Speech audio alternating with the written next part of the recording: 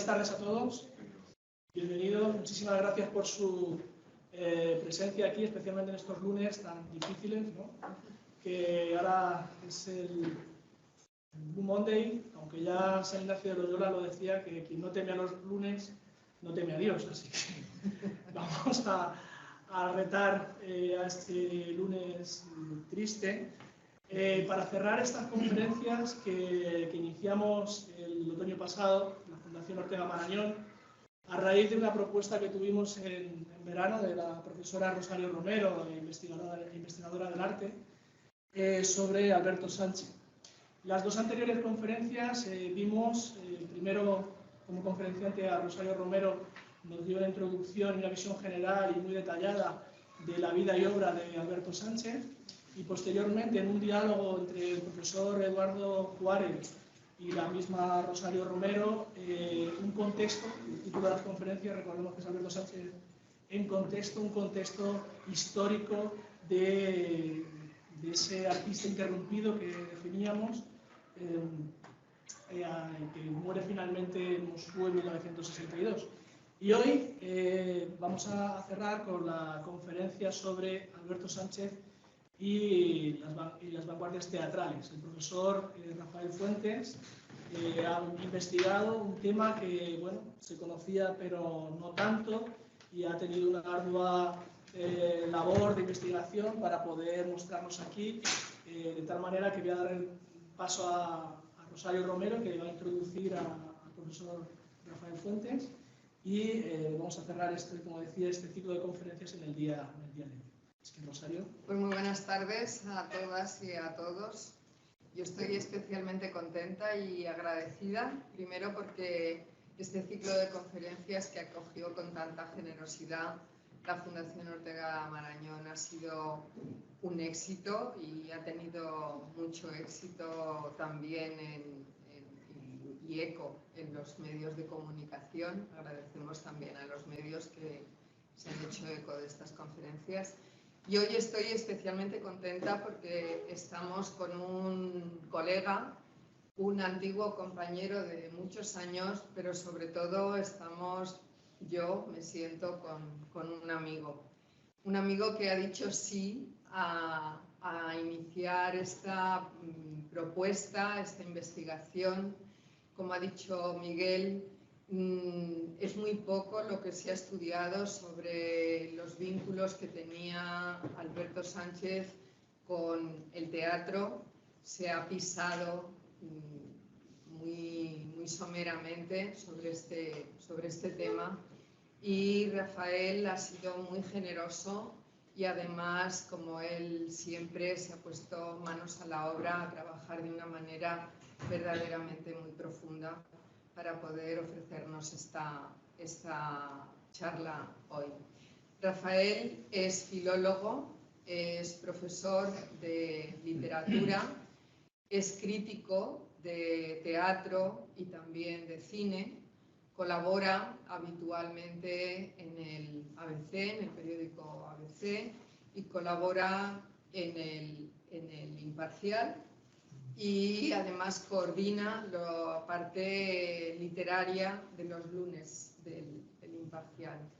Lleva muchos años trabajando, como ha dicho Miguel, en la Fundación Ortega Marañón, da clases de literatura, ha hecho muchos trabajos con los estudiantes de la Fundación a todos los niveles, pero especialmente con el Quijote y también con el cine.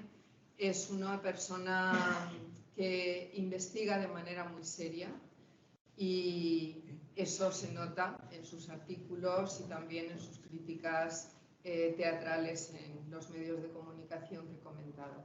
Así que te doy las gracias, Rafael, de manera personal. Te agradezco muchísimo que hayas aceptado aportar esta mirada de Alberto hacia Alberto, que me parece que es esencial y que es muy interesante. Bienvenido y muchas gracias. Bueno, muchísimas gracias a la profesora Rosario Romero.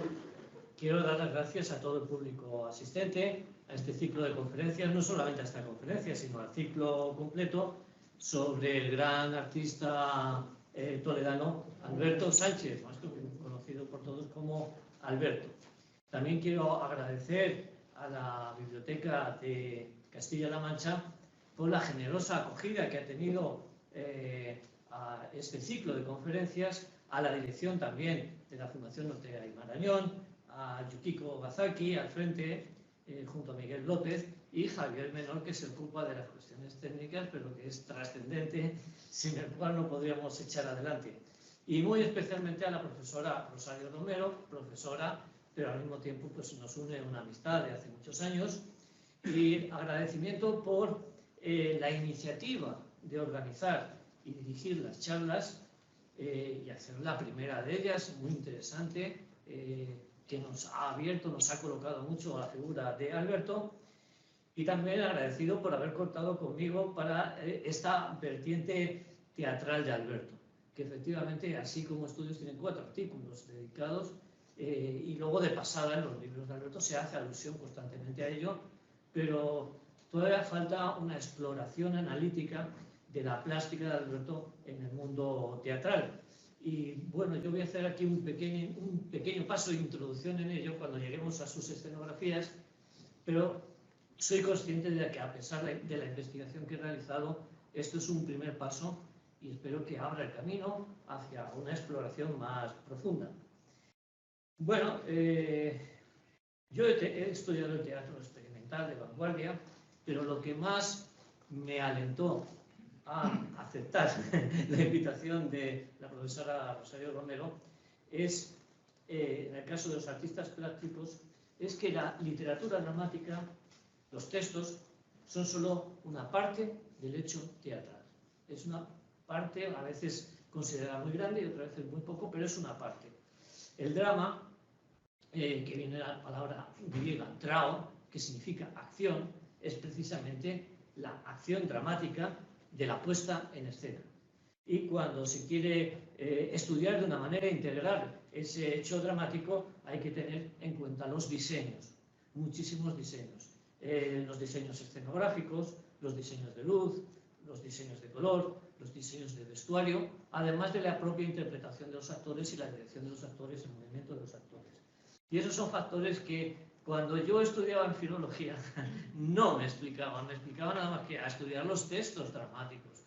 Y con el tiempo he ido aprendiendo en la dirección de una universidad de arte dramático, al dirigir actores, escenógrafos, directores de escena, al darles clase, claro, el texto era solamente un trampolín, un punto de partida para una creación mucho más amplia, donde los artistas plásticos tienen una gran importancia, como es el caso de Alberto. Y bueno, como esta es la última charla del ciclo, me voy a centrar mucho en los vínculos plásticos, estéticos de Alberto con la literatura dramática, dando por hecho que otras muchas cuestiones, biografía, formación, bueno, ya se han explicado y que lo habrán escuchado ustedes, y si no, están subidas a internet las conferencias y es fácil repasarlo y tener una visión integral de su evolución, de su aprendizaje y de la aportación inicial, conexión con el cubismo y una evolución posterior. Yo, por el contrario, lo que me voy a centrar es mucho más en los encuentros de Alberto con las literaturas de vanguardia. Primero, un primer acercamiento un tanto tímido y muy gradual que se realiza dentro del movimiento de vanguardia ultraísta, dentro del ultraísmo. Y bueno, ahí conviven artistas plásticos con escritores. La influencia, pues sí, existe, pero no hay una colaboración, sino más bien una convivencia. Recuerdo que el ultraísmo era una síntesis española que se llevó a cabo sobre todo del cubismo o el postcubismo, tal como se descubrió o se difundió en 1917, y del futurismo italiano. Y ahí había una exaltación también de la velocidad, del mundo urbano, de la maquinaria que venía del futurismo, junto a distintas técnicas cubistas que van evolucionando desde el cubismo analítico a sintético, si cogemos la terminología más habitual, o de Apollinaire, desde el cubismo analítico hasta el órfico, bueno, distintas etapas de ese cubismo. Bueno, la palabra ultraísmo tenía un origen literario, porque fue creada por Rafael Casino Sassens, que es el que lo lidera, y eran los ultrarrománticos, o el ultrarromanticismo. Bueno, muy ambigua la palabra y cabía muchas cosas, pero fijaros que es elogiada la palabra, el concepto, por José Ortega y Gasset cuando escribe La deshumanización del arte. Entonces, bueno, es una palabra polisémica, ambigua, abierta, pero que da acogida a esos primeros movimientos de vanguardia. Bueno, en estos círculos ultraístas, pues Alberto conoció o leyó, primero a su mentor dentro de las artes plásticas, que es Rafael Barradas, uruguayo, dentro de la corriente folk cubista, son muy sintéticos y mezclan muchas corrientes, y al mismo tiempo los escritores que participaban en todas las revistas del ultraísmo. Primero destacar a Jorge Luis Borges, que empezó y escribió sus primeros textos en las revistas ultraístas, que moría por publicar en Grecia y en otras revistas, y que estableció una conexión personal muy grande con Casino Sassens, que le sugirió muchas cosas de muchas obras literarias que después escribiría cuando volvió a Argentina. Él adjuró del ultraísmo y de la vanguardia, pero no de Casino Sassens, que siempre le influyó mucho. Gerardo Diego, Pedro García, Guillermo de Torre, que es el gran teórico, además de poeta, de las literaturas de vanguardia, que se casa con la hermana de Borges, Nora Borges, que es artista plástica también del ultraísmo. Así que hay un círculo bien curioso, que no me quiero extender, pero me viene a la cabeza las reuniones familiares en Buenos Aires, cuando Borges renunciaba al ultraísmo y tenía delante a Nora Borges, su hermana, y a Guillermo de Torre, y alguien me comentaba que Borges estaba quedando ciego y Guillermo de Torre sordo, y entonces en las reuniones tenían que levantar la voz e intentar entenderse entre ellos. Debía de ser muy curioso esas reuniones. Bueno, este es un primer periodo, un primer paso tímido y muy gradual hacia la literatura posterior a la Primera Guerra Mundial, que siempre va a tener una connotación experimental y vanguardista. Pero hay un paso más importante que se da en torno a 1925. Bueno, he puesto postcubismo o neosurrealismo, que son palabras también igualmente ambiguas, pero que giran en torno a la exposición de artistas ibéricos de 1925. Y es el primer intento muy sólido de exponer al público español y madrileño lo que se está haciendo en la vanguardia en ese tiempo. Y ahí está Alberto. Y Alberto se da a conocer o es reconocido por escritores importantes que todos pertenecen a la generación del 14, que son mayores que él. Ramón Gómez de la Serna, Benjamín Jarnés, tiene una foto con Jarnés, José Ortega y Gasset. Todos ellos empiezan a localizar no solamente a Alberto, sino a todos estos artistas plásticos que hasta ese momento pues, habían sido conocidos por publicaciones en revistas, pero que no se les había visto esculturas o pintura de una manera mucho más ordenada. Pero lo que más significativo es que a través de nuevo del mentor, que es Rafael Barradas, le presenta a jóvenes escritores que hoy calificamos o que ponemos en la generación del 27, como puede ser Rafael Alberti, José Bergamín, Federico García Lorca, que cumple una función clave, y que todos ellos van a ser escritores, poetas y dramaturgos. Dramaturgos que le harán encargos teatrales para la puesta en escena de sus propias obras de teatro. Y ahí la conexión aumenta en intensidad ya en los años 30. Por lo tanto, este ya es otro terreno y a la vez estos escritores le presentarán a Pablo Neruda, que se quedará con algunas de sus escenografías. Neruda estaba escribiendo y terminando su libro Residencia en la Tierra, que es un libro muy nihilista, muy pesimista y que conecta con buena parte de la pintura o las escenografías de Alberto.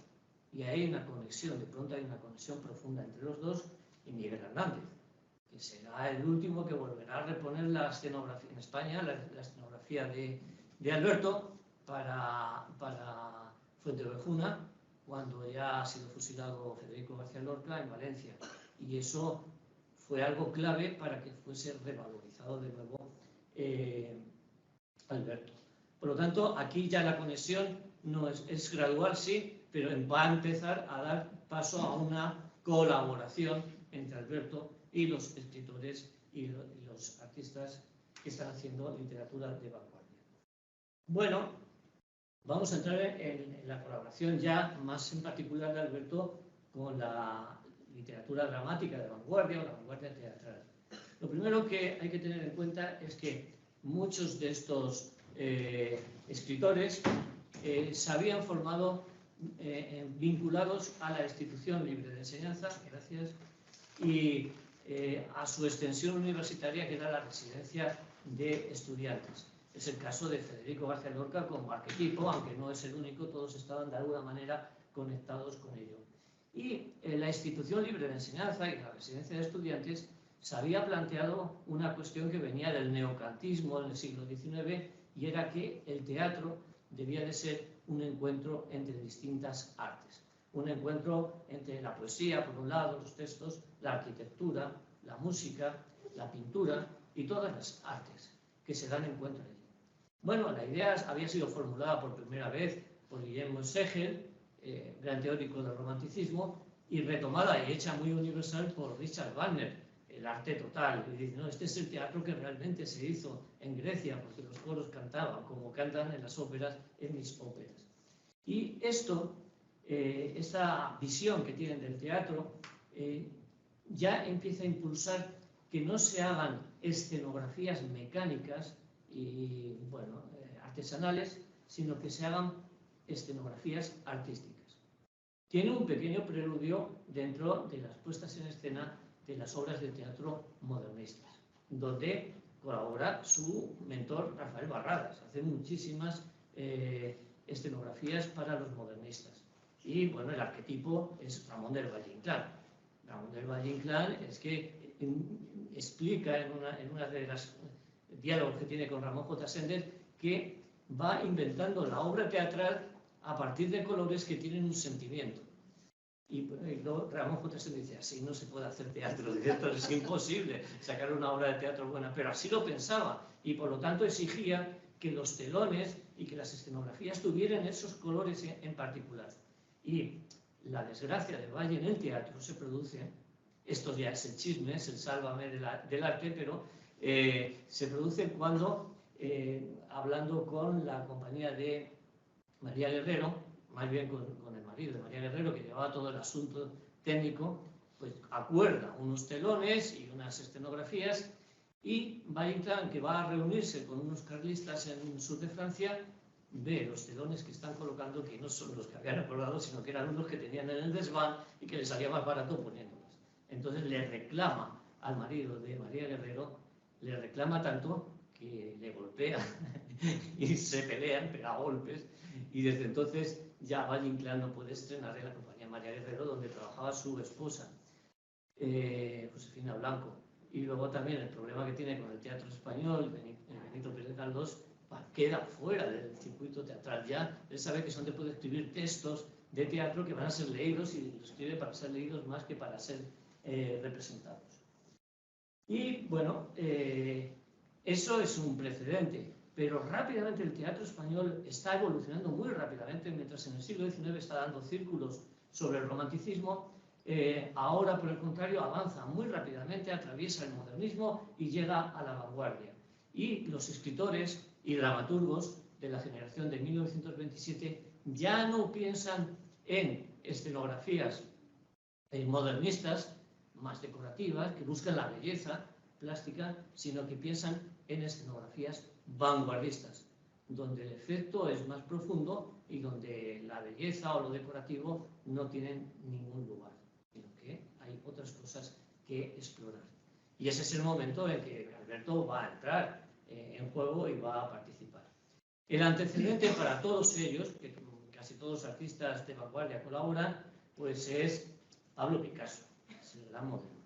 El gran referente, sobre todo con su primera escenografía para parar del ballet ruso, de Sergei Diaghilev, un ruso me diría así, no se dice, pero bueno, más o menos así nos entendamos, porque tiene por un lado un telón, que es este, que está colocado al fondo, pero la idea de Cocteau era que la obra de teatro fuesen unos personajes que llamasen al público para entrar en el teatro, que no se entraba, sino que el teatro era la llamada a la entrada al teatro. Y él va creando una serie de personajes, uno es un caballo que no lo tengo aquí, pero el otro es un manager americano que lleva las torres o los rascacielos de Chicago y de Nueva York a la espalda y lleva un altavoz y va diciéndole al público: no sean estúpidos, no sean tacaños, entren aquí. Claro, nadie va a entrar porque no hay dónde entrar, pero ese es el espectáculo que se monta. Y el otro personaje es el francés, este que está aquí, y que son personajes cubistas, porque el actor va dentro, pero encima lleva pegado un collage de cosas impensables. La pipa, las torres, 1000 cosas que las llevan incorporadas como un collage. Y bueno, eso causó furor, pero nunca se avanzó mucho más en el terreno del collage cubista de estos 2-3 personajes de Pablo Picasso, pero sí en sus escenografías. Y ahí van a entrar Joan Miró, Salvador Dalí, todos los artistas de la vanguardia, y no solamente españoles, sino en general internacionales. Bueno, en el caso particular y concreto de Alberto, su incorporación se va a dar a propósito del trabajo de La Barraca, la gran compañía de teatro universitario dirigida por Federico García Lorca en un primer momento, porque luego él renuncia y vienen más artistas a dirigir La Barraca. Bueno, todos lo sabemos, pero tengo que hacer un pequeño recuerdo. La Barraca se hace con el propósito de llevar teatro clásico por los lugares de España donde nunca se ha visto teatro clásico, y son pueblecitos donde hay población rural, población iletrada, y bueno, ellos dicen: bueno, si llevamos el teatro clásico, Calderón de la Barca, Lope de Vega y Cervantes, ¿esto cómo va a reaccionar esta gente que no conoce, no tiene conocimiento? Bueno, ellos se lanzan a la aventura y además tienen un propósito claro, que es no reproducir arqueológicamente las puestas en escena del teatro clásico, del siglo de oro en este caso, sino que vivificar ese teatro trayéndolo a comienzos del siglo XX, los años 30. Y por lo tanto va a haber todo un trabajo de actualización que se ha puesto muy en valor cuando se habla de William Shakespeare, pero ya en los años 50 y 60, que se trae Hamlet a la guerra de Vietnam, pero ya previamente la gente de La Barraca y sobre todo Federico García Lorca habían pensado en cómo modernizar, cómo traer al presente los textos del siglo de oro, porque tienen un valor y una profundidad que consideran que siguen presentes, pero hay que modernizarlos desde estrategias estéticas de vanguardia. Y entonces ahí, en el caso de Federico García Lorca, lo tiene claro, recurre a artistas ibéricos de su propia generación, empezando por Benjamín Palencia, un amigo entonces bastante íntimo de Alberto, que le llamaba así, Palencia. Es una más personal, que son los fundadores de la supuesta escuela de Vallecas, que bueno, luego esto tiene mucha discusión si existe o no existe, cuándo se funda o cuándo desaparece la escuela de Vallecas, pero desde luego las conversaciones entre ellos eran constantes, y una reflexión sobre la estética, camino desde Atocha a Vallecas y de vuelta de Vallecas aquí, cuando no había vías de comunicación, iban siguiendo los raíles del tren o caminos de tierra. Bueno, Benjamín Palencia es el primero en ser reclamado por Federico García Lorca y es el que diseña el emblema de La Barraca. Y es un emblema que es una declaración de principios. Lo vemos aquí. Por un lado, la rueda. Va a aparecer mucho las ruedas en la pintura de aquella época y está muy vinculado a andar por zonas rurales, pero en cualquier caso a la rueda de la vida, al avance de la rueda de la vida. Y por otro lado, aunque hizo muchos experimentos, en el centro va a colocar una máscara teatral con una cara humana, en una mezcla que recuerda cuadros de Picasso, que no voy a poner ahora, pero que tienen un toque picasiano y cubista. Y eso le encanta a Lorca, y ahí vemos las fotos que se hace delante de la Barraca, teatro universitario, que tienen varios camiones y que van a salir a la carretera con sus escenografías y van a montarlo donde sea. Pondré algunas imágenes de donde montan algunas de las obras. Y luego, en el caso de Benjamín Palencia, que es el primero en colaborar, pues no solamente hace eso, sino que además realiza el telón del primer gran montaje de la Barraca, que es La vida es sueño, que luego se ha reproducido, pero que el original no existe. Tenemos fotos de la época y que es, él dijo, un paisaje sideral. No el paisaje castellano ni de España, sino sideral, porque eran las fuerzas del Dios y del cosmos y del destino que estaban interviniendo en la vida humana. Y ahí tenemos ese telón que sorprendió muchísimo y que era muy original y que tenía sus conexiones con Kandinsky, etcétera, con muchos pintores de vanguardia. Y al mismo tiempo él diseñó la escenografía, el vestuario de los personajes, y me llamó mucho la atención, siempre me ha llamado mucha atención el que hace para el personaje de la noche, aquí, que luego lo interpreta el propio Federico García Lorca, es su primera experiencia como director y al mismo tiempo como actor, se autodirige él a sí mismo y que lleva ese velo negro casi transparente y que hizo un texto potentísimo de Calderón, realmente inaudito y que le encantaba. Es decir, el público se quedaba impresionado con esta imagen de la noche, que es todo lo negativo. Él hace cambios en esa misma dirección, pues para que todo el mundo pueda comprenderlo. Más cosas que nos encontramos. Bueno, es un lugar opresivo, con la opresión del poder, y por lo tanto lo que coloca detrás son murallas medievales que aprisionan lo que es la vida del pueblo. Aquí hay una figura que no me atrevo a señalar, pero aparece después en otra escenografía interior y que me recuerda una mirada, una omnipresencia de la mirada sobre el conjunto del pueblo. Pero hay muchas cosas más en esa misma escenografía. Por un lado nos vamos a encontrar chimeneas, que son chimeneas mágicas en Alberto.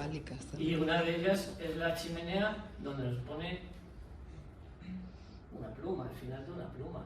Esa es una chimenea y es una pluma. Y no es más que un elogio al texto, a la escritura.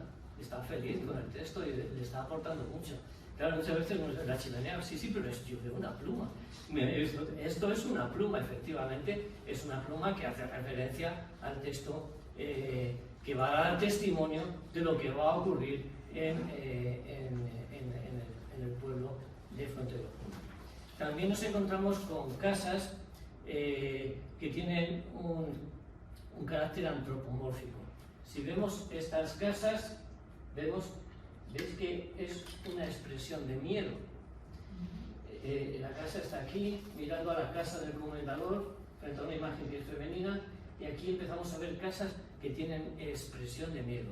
Esto ya está muy estudiado en los dibujos psicológicos para niños cuando pintan una casa y las ventanas son los ojos y la puerta, todo tiene un significado psicológico. Y eso ya lo conocía él, porque había ya investigaciones de aquella época con estudios de la Fora que habían hecho investigaciones en esa dirección. Y por lo tanto no son solo casas, sino son casas que tienen una metamorfosis y expresan sentimientos humanos. Y después en la escenografía, aquí en la parte superior, vemos una imagen que está intentando subir una escalera delante de dos ojos que están vigilando lo que ocurre. Y que, bueno, es una mujer huyendo. Claro, hay una opresión, hay una amenaza de violación, está huyendo. Y he puesto una imagen muy posterior de Alberto, Mujer Verde, que prácticamente lo mismo. Es un juego entre el pájaro y la mujer, pero prácticamente es la misma imagen. Y vemos que la mujer aquí está saliendo hacia las escaleras, intentando salir, y vemos esos dos ojos encima de la casa del comendador que están vigilando. Entonces vemos que hay todo un lenguaje plástico un poco crítico, pero es muy experimental y vanguardista, porque la idea de los vanguardistas es no imitar la realidad, sino crear una nueva realidad, una realidad de mi invención, pero que tenga un significado, que no sea un capricho. Entonces esto es lo que está llevando a cabo Alberto, su propio lenguaje que está avanzando. Otros elementos de ese primer telón pasan de la escultura que estaba haciendo a lo pictórico. Delante de la casa del comendador, que tenemos aquí, lo que nos encontramos con esa figura que es una estilización de la mujer que se caracteriza por la verticalidad y el hueco activo, algo que la arquitectura cubista había puesto en valor, por ejemplo Archipenko y otros muchos, y que él retoma, luego Roger Moore, y es el elemento donde el hueco tiene un significado y tiene un valor. Y bueno, nos decían, un cántaro tiene valor porque está hueco, porque tiene un vacío activo. Si un cántaro está lleno, pues es un montón de barro y no nos vale para nada. Aquí he puesto una de sus muchas mujeres que en un primer momento son cántaros y luego se convierten en estrellas, lo que lleva encima, para significar la elevación de la figura femenina, y que vemos con el hueco activo, la verticalidad y el hueco activo que caracteriza esa figura femenina. Y aquí está totalmente estilizado delante de la casa del comendador. Por lo tanto, no es muy difícil pensar en una posible violencia que todavía no se ha producido. Por último, también encontramos algunas figuras que a mí me han llamado la atención, que ya son muy abstractas, como esta figura que está aquí colocada y que no es nada realista, no se puede corresponder a nada de la propia realidad. Más aislada todavía es aquí, pero me recuerda a algunas esculturas de Alberto que se han perdido, pero tenemos la fotografía como esta forma animal, que es una exclamación de ira, de odio.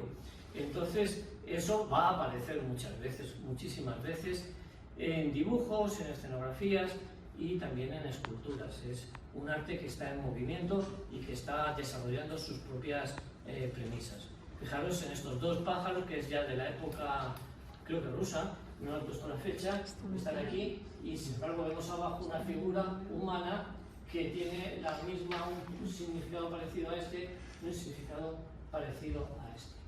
Entonces, bueno, ahí se está señalando la presencia de Laurencia, que va a ser violada, aunque todavía no ha sido en la obra, y las mujeres del pueblo en general, con la ira que esto produce en la población humilde frente a los poderosos. Veis que la simbiosis entre texto y plástica es bastante profunda. Después tenemos dos carteles más que son complementarios y que indican un avance dramático. Este es uno de ellos, el de la izquierda, lo voy a analizar luego con detalle, y el segundo es el del drama, que lo encontramos ahí. Los voy a ver uno por uno y con cierto detalle. El primero que hemos visto, vamos a llamar el segundo telón general del pueblo, nos presenta un pueblo en paz. Y lo primero que vemos es que no hay murallas, sino que ya detrás no están las murallas, sino que está el campo, no está oprimido. Es el pueblo en paz en ese momento. Un elemento iconográfico clave es la tinaja, símbolo femenino, que aquí está todavía vertical. He cogido de la película El Quijote, que la asesora y que pone toda la iconografía, a Mari Tormes, que entra con un cántaro, con una tinaja, al cuadril, pero es que va con ella, y es lo mismo. Y luego aquí, en la misma,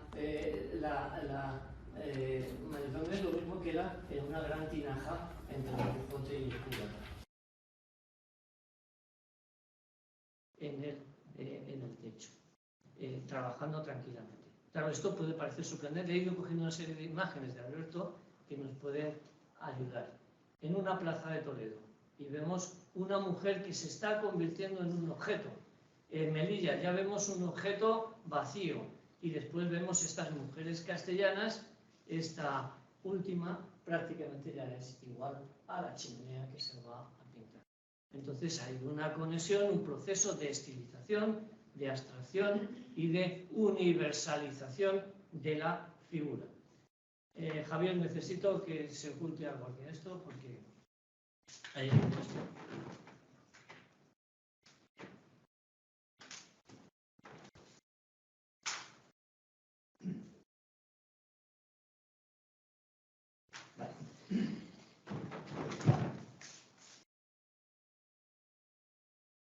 Bueno, y con mucha frecuencia, quiero empezar a añadir elementos de la estética de Alberto, nos encontramos con la mujer en formas cosificadas, convertidas en objetos. Hemos visto la tinaja, la chimenea en esta ocasión y otros elementos que van a entrar en juego.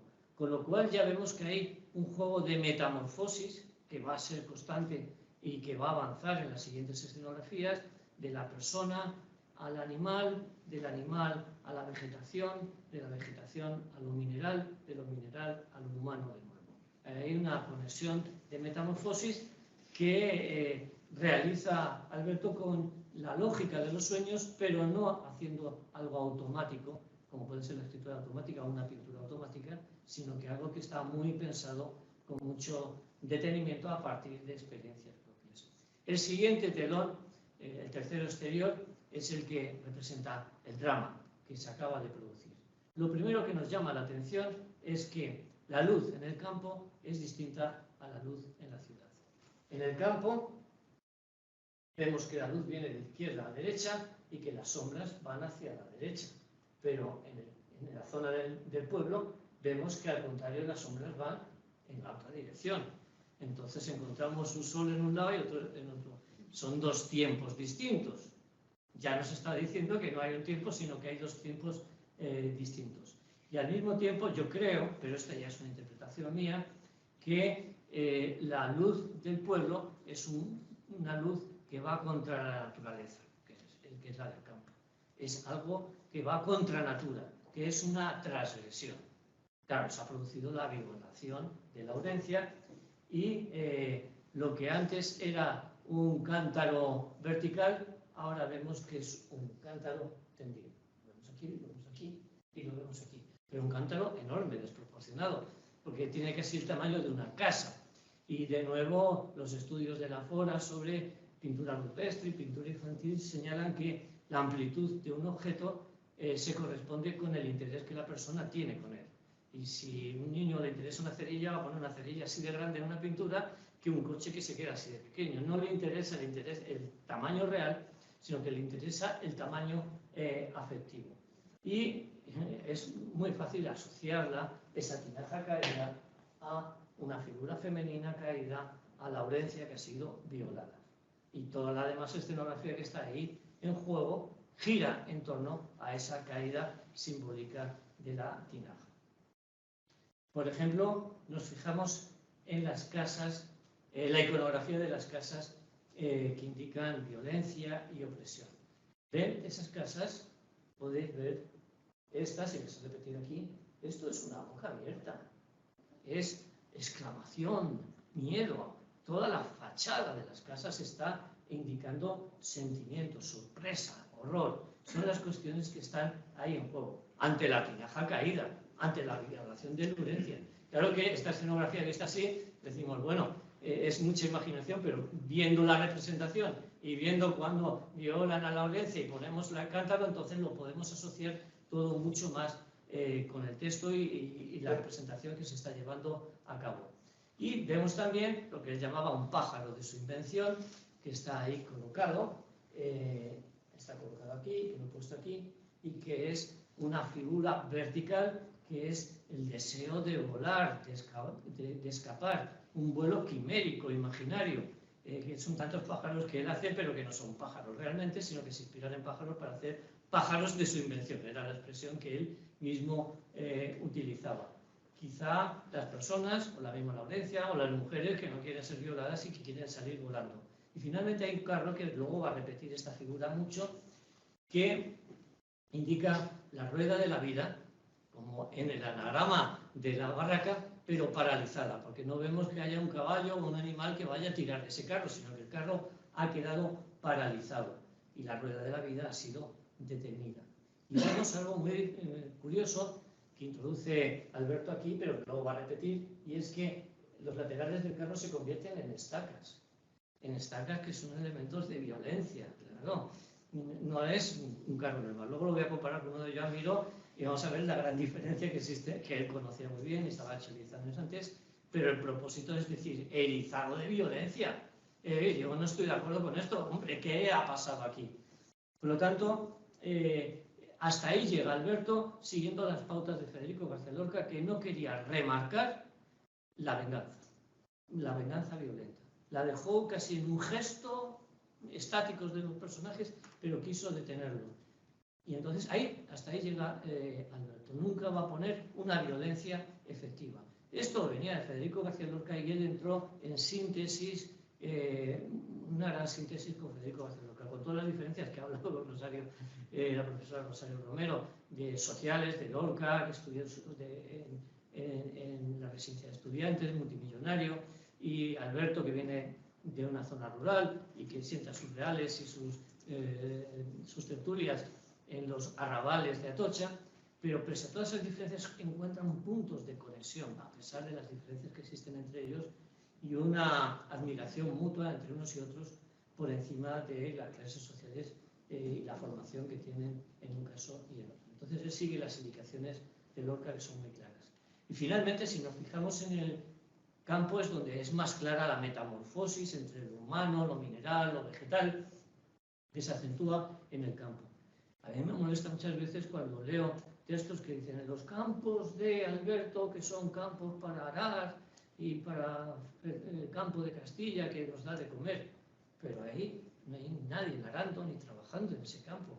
Lo que encontramos en ese campo, más bien, no tierras de labor, que se dice sin un análisis, sino que es un espacio para metamorfosis delirantes, que luego va a seguir avanzando y que nos encontramos en una cosa que puede pasar de lo humano a lo animal, y de lo animal a lo vegetal, y de lo vegetal a lo mineral, y de lo mineral a lo animal y a lo humano.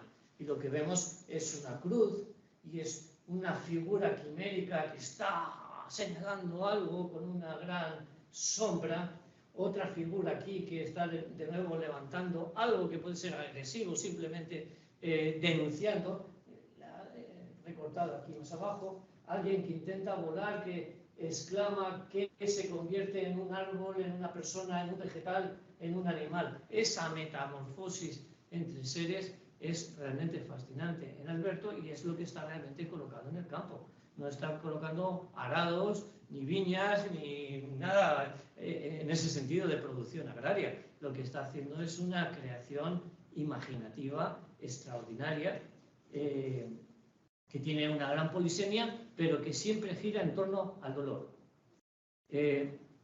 La verticalidad en este caso es un intento de huida y de exaltación, y la horizontalidad es la derrota, como la tinaja, y vamos a encontrar muchos elementos horizontales. Vemos que hay muchos vacíos activos y metamorfosis delirantes, pero no delirantes porque se le ocurra, sino porque lo piensa, no automáticas. Todo el surrealismo español se negó a hacer escritura automática o pintura automática. Se negó Federico García Lorca, se negó Vicente Aleixandre, se negó Salvador Dalí, se negaron todos los de la generación, y que venía muy marcado por las instrucciones o las reflexiones de la generación anterior. Por ejemplo, José Ortega y Gasset. No podemos delegar nuestra creatividad al instinto, al capricho.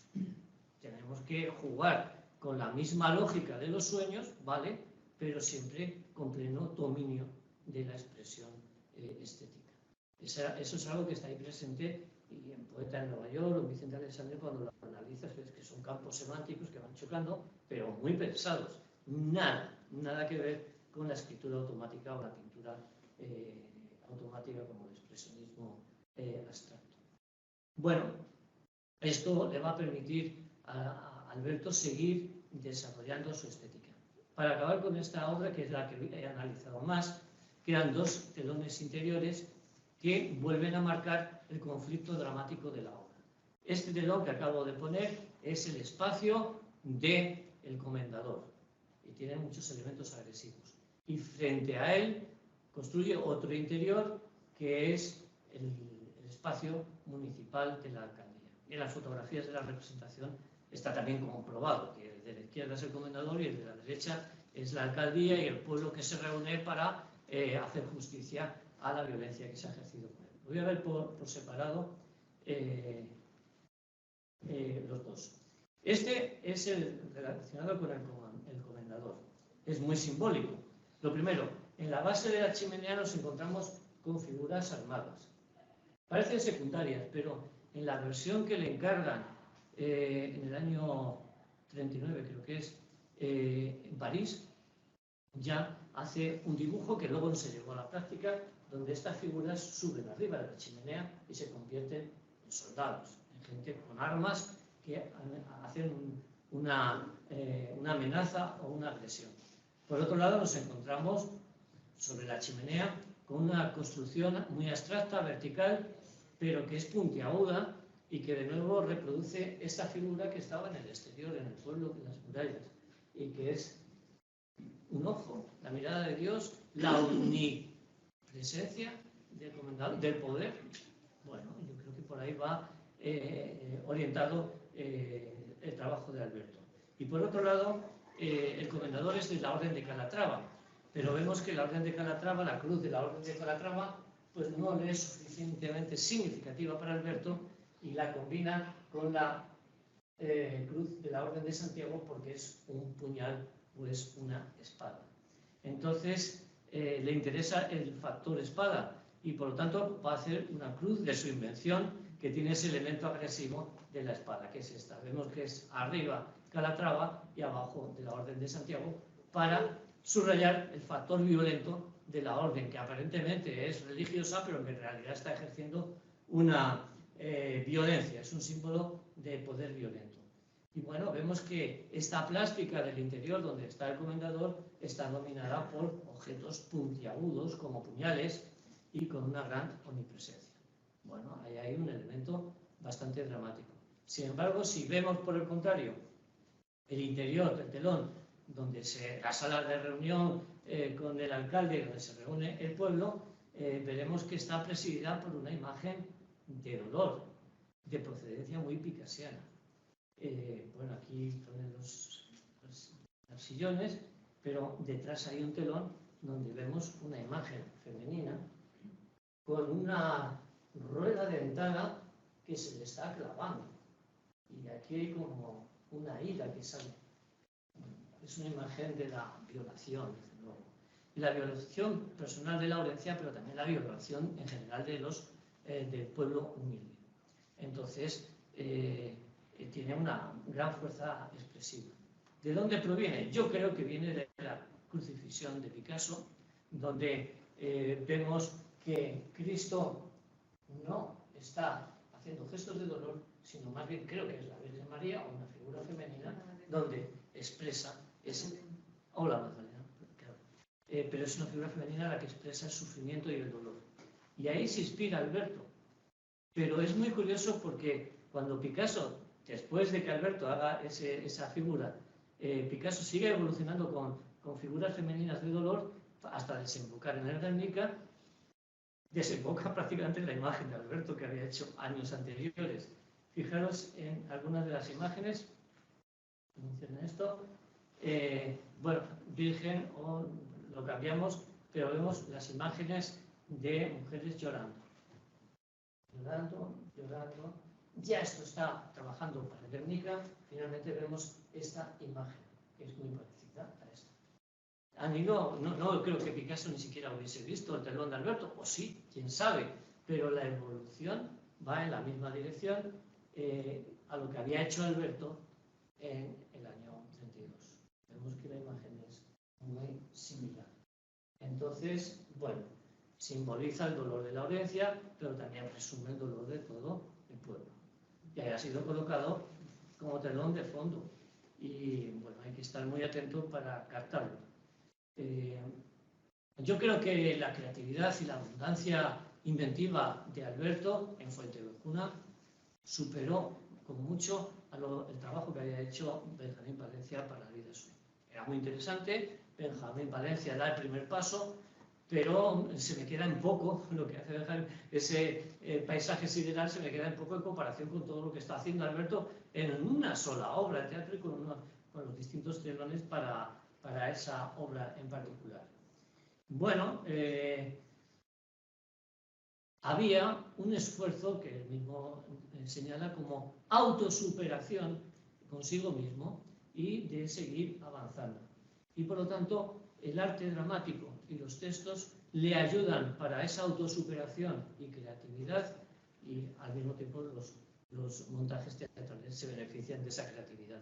Entonces, es algo simbiótico y que ayuda a los dos.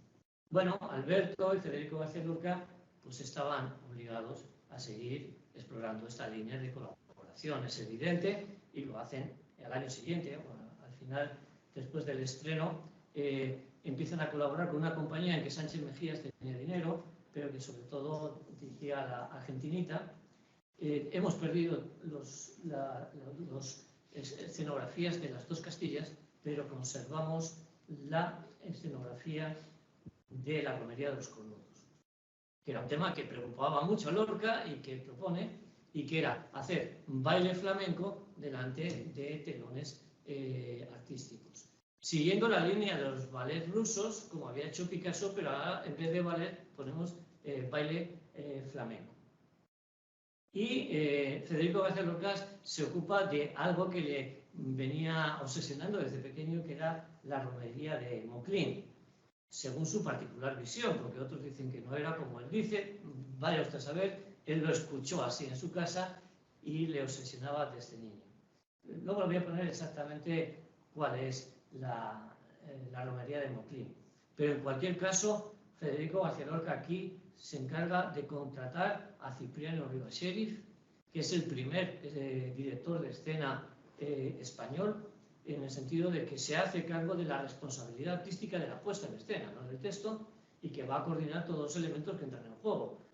La plástica, la dirección de actores y la música. Encarga la composición musical a malagueño Gustavo Pitaluga, y la parte más de ballet estaba a cargo de la compañía de bailes españoles de la Argentinita, una bailadora, Encarnación López. Y el telón escenográfico se lo encargan a Alberto. Y bueno, Alberto parte de Fuente Ovejuna, pero va a avanzar y va a evolucionar bastante. Quiero señalar que este es el pueblo real al que se refiere, Moclín, en Granada, y la tradición señalaba que el Cristo de Moclín sanaba el mal del paño, que yo antes no sabía lo que era, pero que eran las cataratas. Y entonces, que un sacristán le rezó y le curó las cataratas. Y a partir de ese momento, pues, había muchas peregrinaciones para curar cataratas y lo que fuese, entre ellas la infertilidad de las parejas que no tenían hijos. Y ahí es donde Lorca se va a fijar y va a poner su atención. Porque él dice que fue y que recibían a las parejas infértiles, y los del pueblo les esperaban diciendo: cabrones, cornudos, porque claro, la relación que iban a tener no iba a ser precisamente con el Cristo, sino con los mozos del pueblo. Y según lo que contaba Lorca, y que luego lo introduce en Yerma, las esposas se van al bosque mientras los maridos preparan los chorizos y el vino, y la leyenda era que la primera que consiguiese hacer una corona con flor de verbena, pues se quedaba embarazada. Y en el texto, bueno, la historia que prepara Federico García Lorca, porque no es un texto teatral en sí mismo, sino es un texto para una representación de baile, Chivato, personaje, lleva a su esposa Sierra, que ya conforme llega empieza a cortejar y timarse con el sacristán del monasterio y se marcha con él al monte. Solita canta y baila narrando los prodigios del Cristo del Paño, y Sierra vuelve con el sacristán embarazada. Entonces eso da lugar a las burlas de la ventera, y se da lugar a bailes jocosos y una fiesta final donde hay una burla muy grande. Bueno, el tema de la infertilidad de Sierra es el precedente de la infertilidad de Yerma, que Lorca ya tiene en mente y que está empezando a pensar. Él lo pensaba mucho y luego se encerraba 20 días en la Huerta de San Vicente, y ahí lo escribía todo rápido, lo había estado escribiendo antes mentalmente. Bueno, este es el hecho real, y esta es la escenografía que crea Alberto, y que sorprende mucho, porque lo primero es que no vemos ni a romeros, ni a mujeres, ni el bosque, no hay nada realmente de la historia, pero sí la hay. Entonces, la cuestión es crear un lenguaje plástico sorprendente que tiene como punto de arranque la Fuentevejuna, pero que utiliza más recursos. Él avanza en su propia estética gracias a los impulsos de Federico García Lorca. No vemos peregrinos, no vemos sacristanes, pero como pidiese George Braque, que inicia el cubismo y evoluciona y que lo pone en textos, que como Picasso no quería escribir textos, dice: el objetivo del arte no es representar la apariencia, sino la realidad oculta detrás de ella. Y esto es lo que va a hacer Alberto aquí. Sí, la historia ya la van a ver en la obra de teatro, pero ¿qué hay detrás de ello? Lo que hay detrás es dolor, sufrimiento y violencia.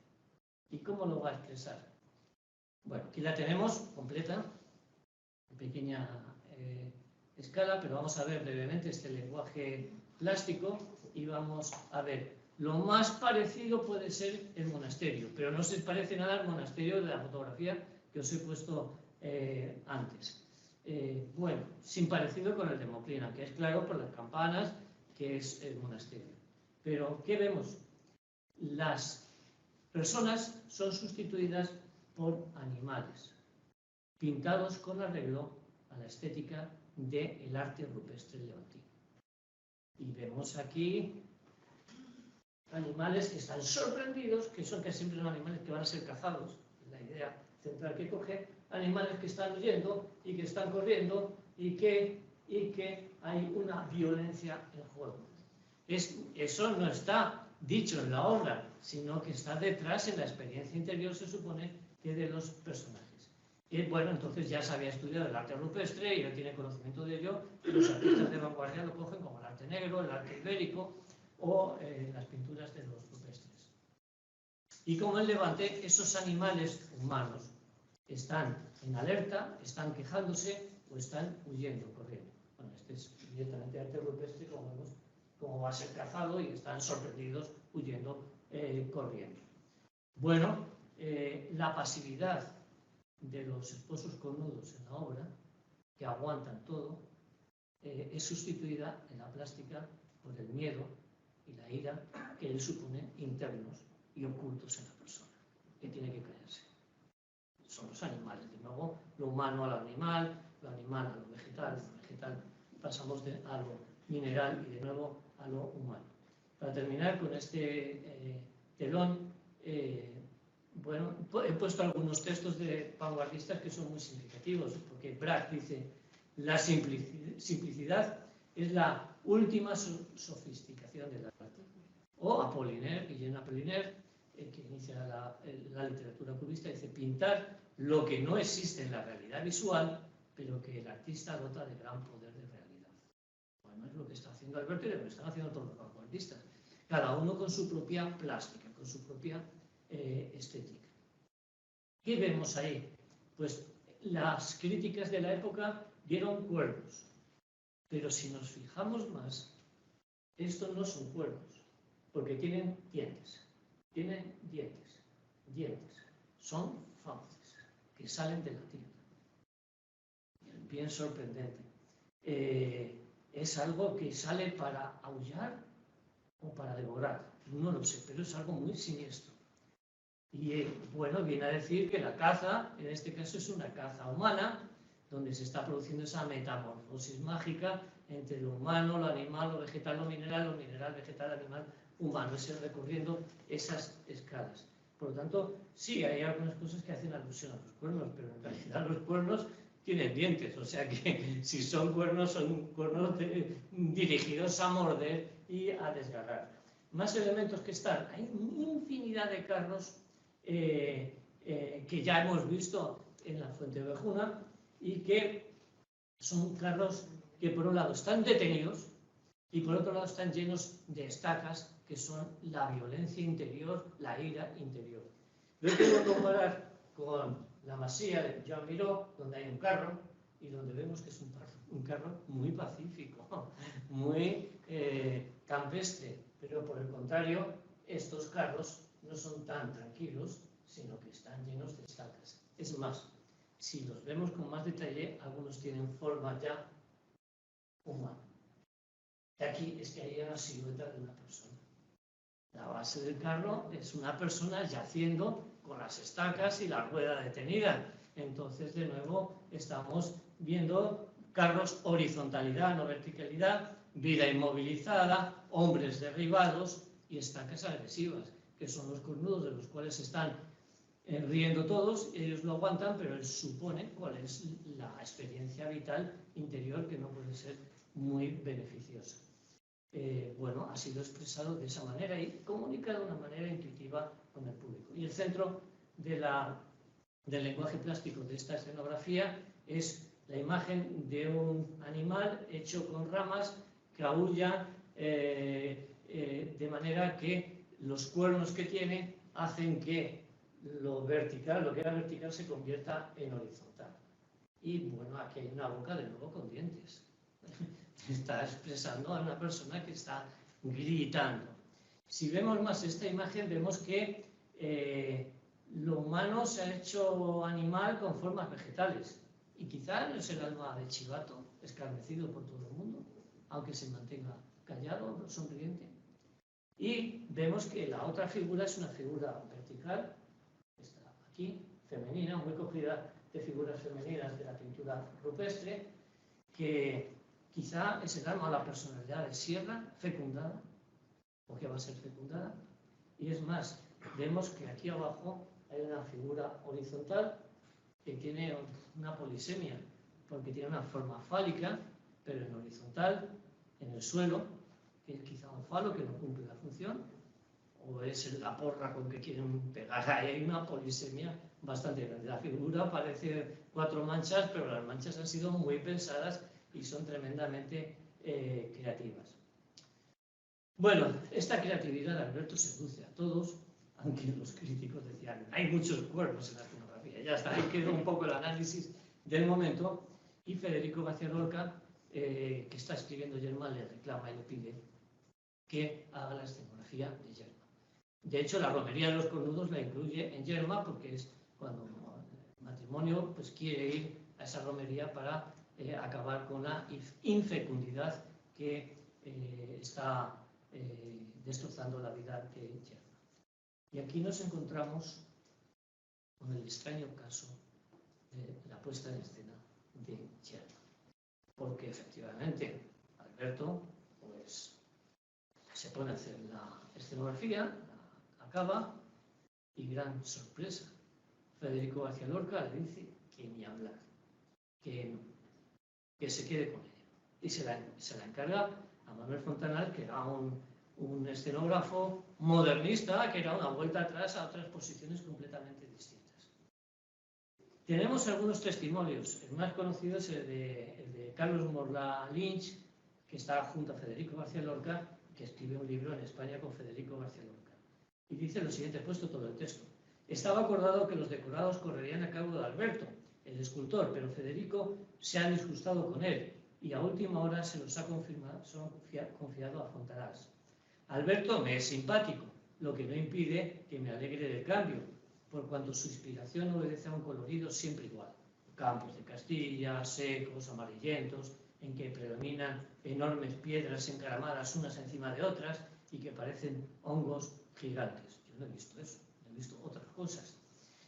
En resumen, atmósfera estática, árida, monótona y soñolienta de una austeridad exenta de vida que no concuerda con la luminosidad del campo fértil en que Yerma se lamenta de su esterilidad. Él está recogiendo las ideas que está escuchando en torno a Federico. Aunque yo sinceramente no creo que Federico García Lorca pensase esto.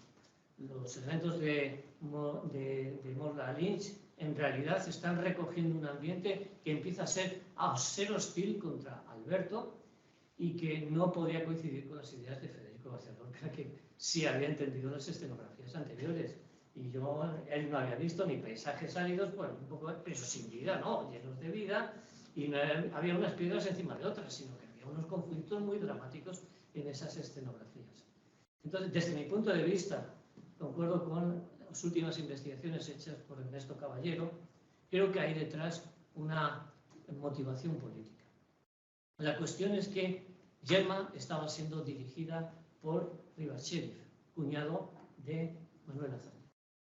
Manuel Azaña conocía perfectamente el texto de Lorca antes de estrenarse y todo el trabajo que estaba haciendo Rivas Sheriff con Margarita Xirgu. Y en ese momento ha llegado la CEDA al poder y hay una reacción de izquierda republicana y de toda la izquierda de que no pueden ser ministros, que hay que atacar a la CEDA y por lo tanto deciden que el estreno de Yerma sea un estreno contra la derecha eclesiástica de la CEDA. Eso está siendo estudiado ahora. Y la idea que marcan todas las publicaciones que controla Manuel Azaña y que da las instrucciones son: Yerma es estéril porque es católica y no puede acceder al divorcio, porque si se divorcia y se casa con otro, pues sería fértil.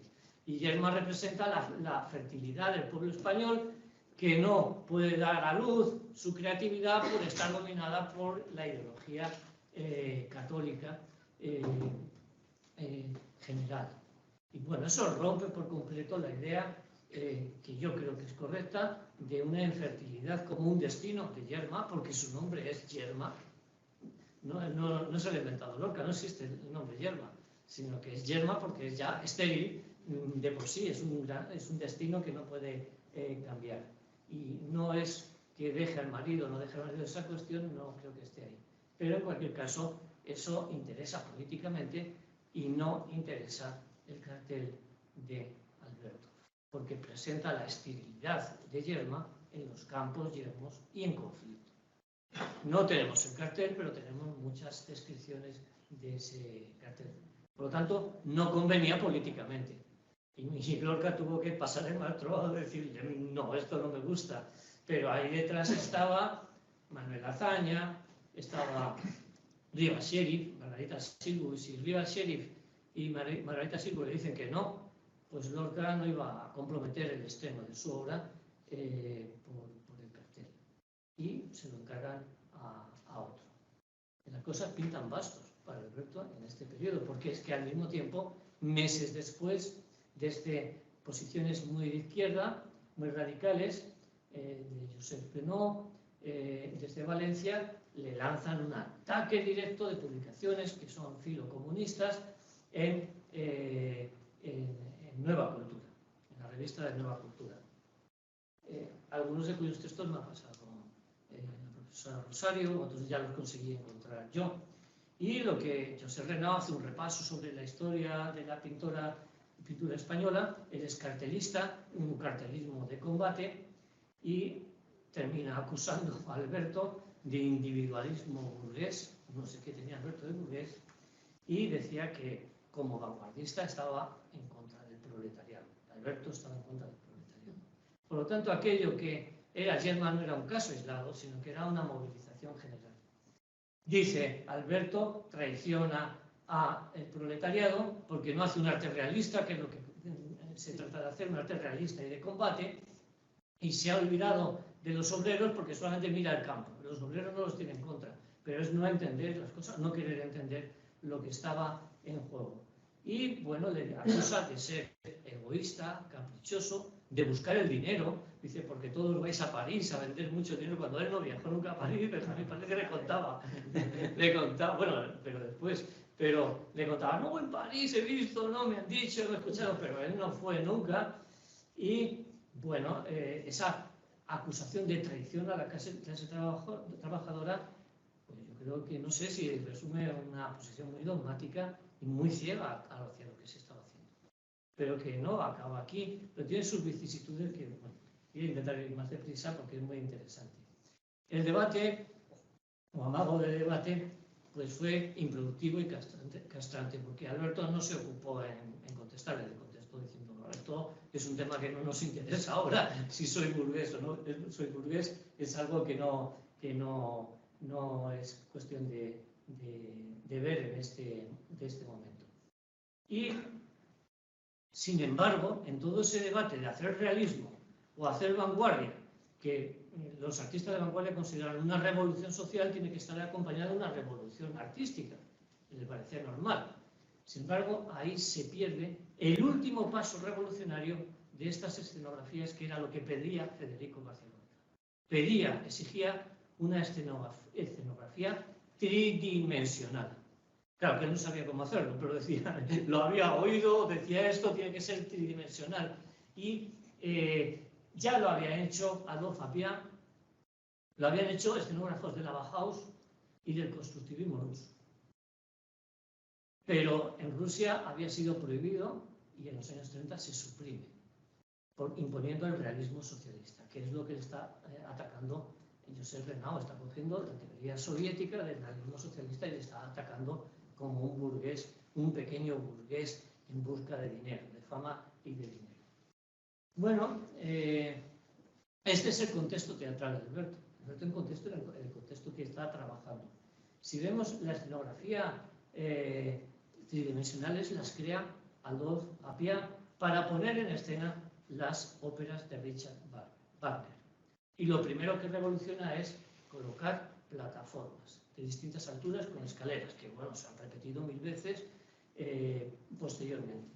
Por un lado indica los niveles de poder y por otro lado indica los espacios ficcionales. Aquí este espacio es para el amor, este es para la violencia, y por eso están las violencias aquí, para que coincidan con las armonías de Wagner, que a veces hay un personaje que no está, sino que se escucha la melodía de ese personaje y entonces está en un espacio determinado. Vemos que es una escenografía tridimensional. Esto es fundamental. La otra revolución que ya había introducido Adolphe Appia era un diseño de luz que marcaba los espacios ficcionales, que se sigue utilizando. El rosa, el amor, el azul, la violencia, el rojo, la muerte, con los focos de luz que empiezan a funcionar. Y por último, el espacio, como acaban de ver, es tridimensional y los actores actúan dentro de la escenografía. Es el último paso que le faltaba al trabajo escenográfico de la vanguardia en España, pero que ahí queda paralizada una discusión entre vanguardia y no vanguardia. Miramos aquí rápidamente. Esta es la vida y sueño de la barraca. Los actores interpretan delante del cartel. Y veamos un montaje de la Bauhaus. Los actores interpretan dentro de la escenografía. Esa es la tridimensionalidad. Entonces ellos tienen que moverse dentro de un espacio que no es delante de un cartel, sino dentro del cartel, como si el cartel pudiese absorber a los actores. Y eso había sido llevado a la práctica con el constructivismo ruso.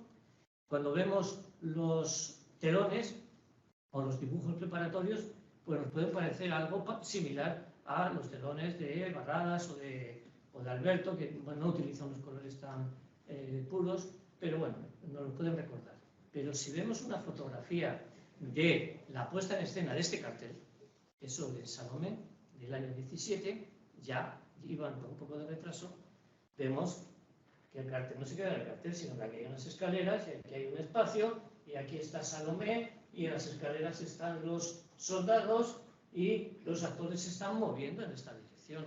Es un espacio tridimensional. Son fotografías en blanco y negro, pero hemos visto el diseño hecho en color. Era muy potente. Y era otra forma de interpretar. Cambia la forma de interpretar. Bueno, aquí me ilusiona mucho porque hay unos montajes que me fascinan de los constructivistas rusos. Por ejemplo, este para Macbeth, que es una construcción cubista.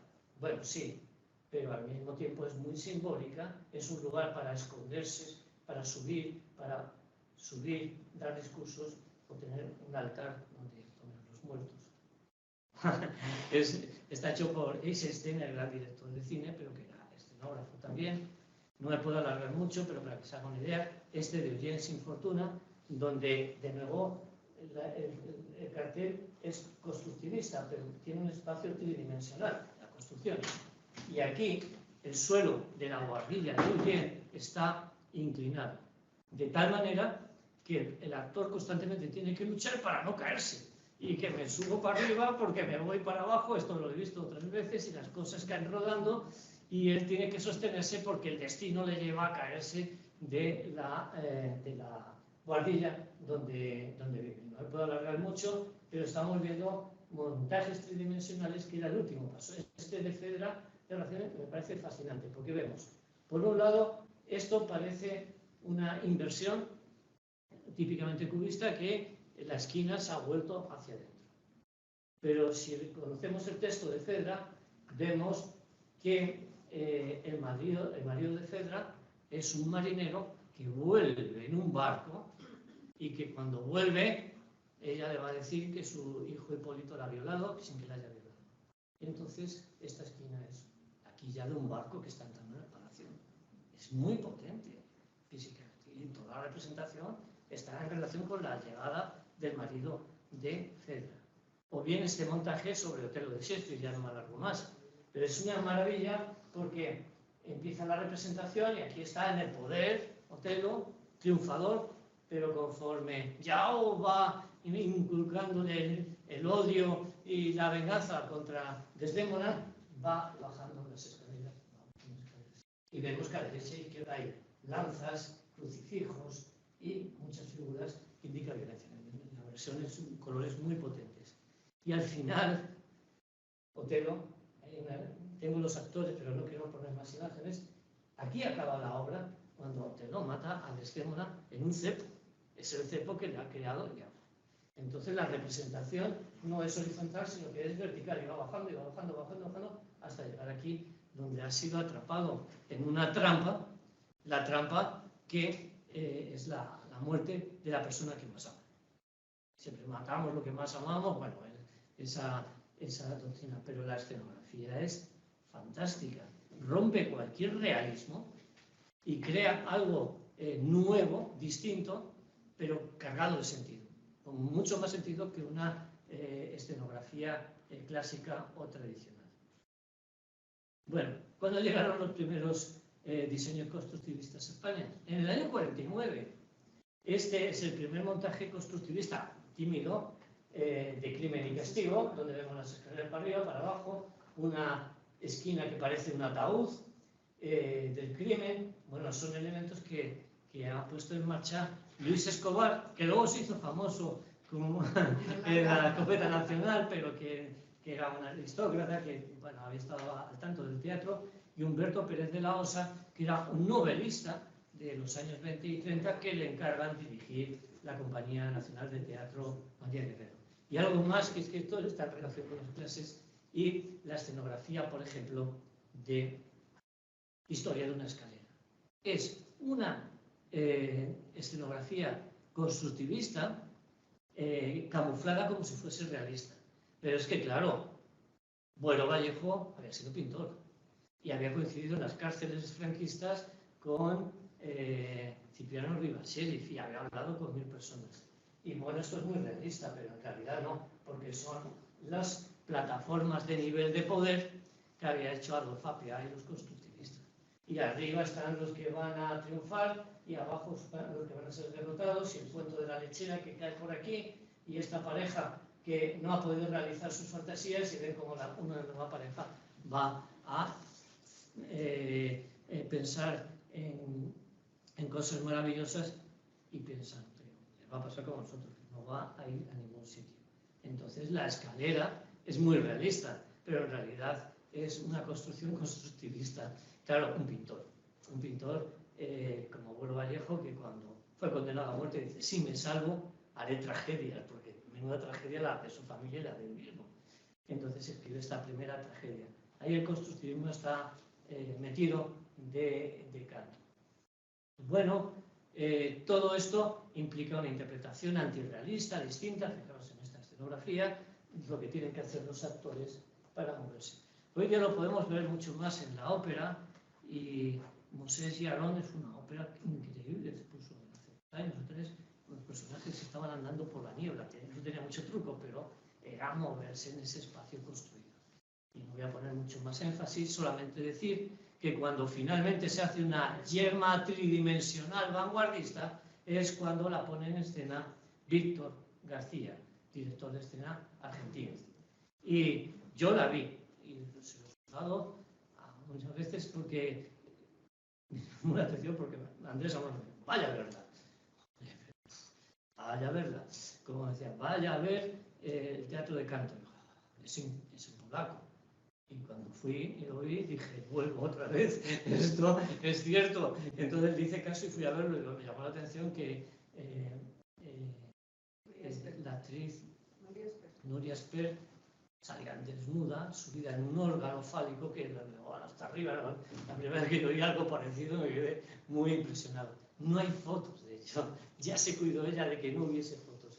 Pero el elemento que me explicó Amoroso y que luego vi era la colchoneta. Aquí en esta colchoneta se desarrolla toda la acción.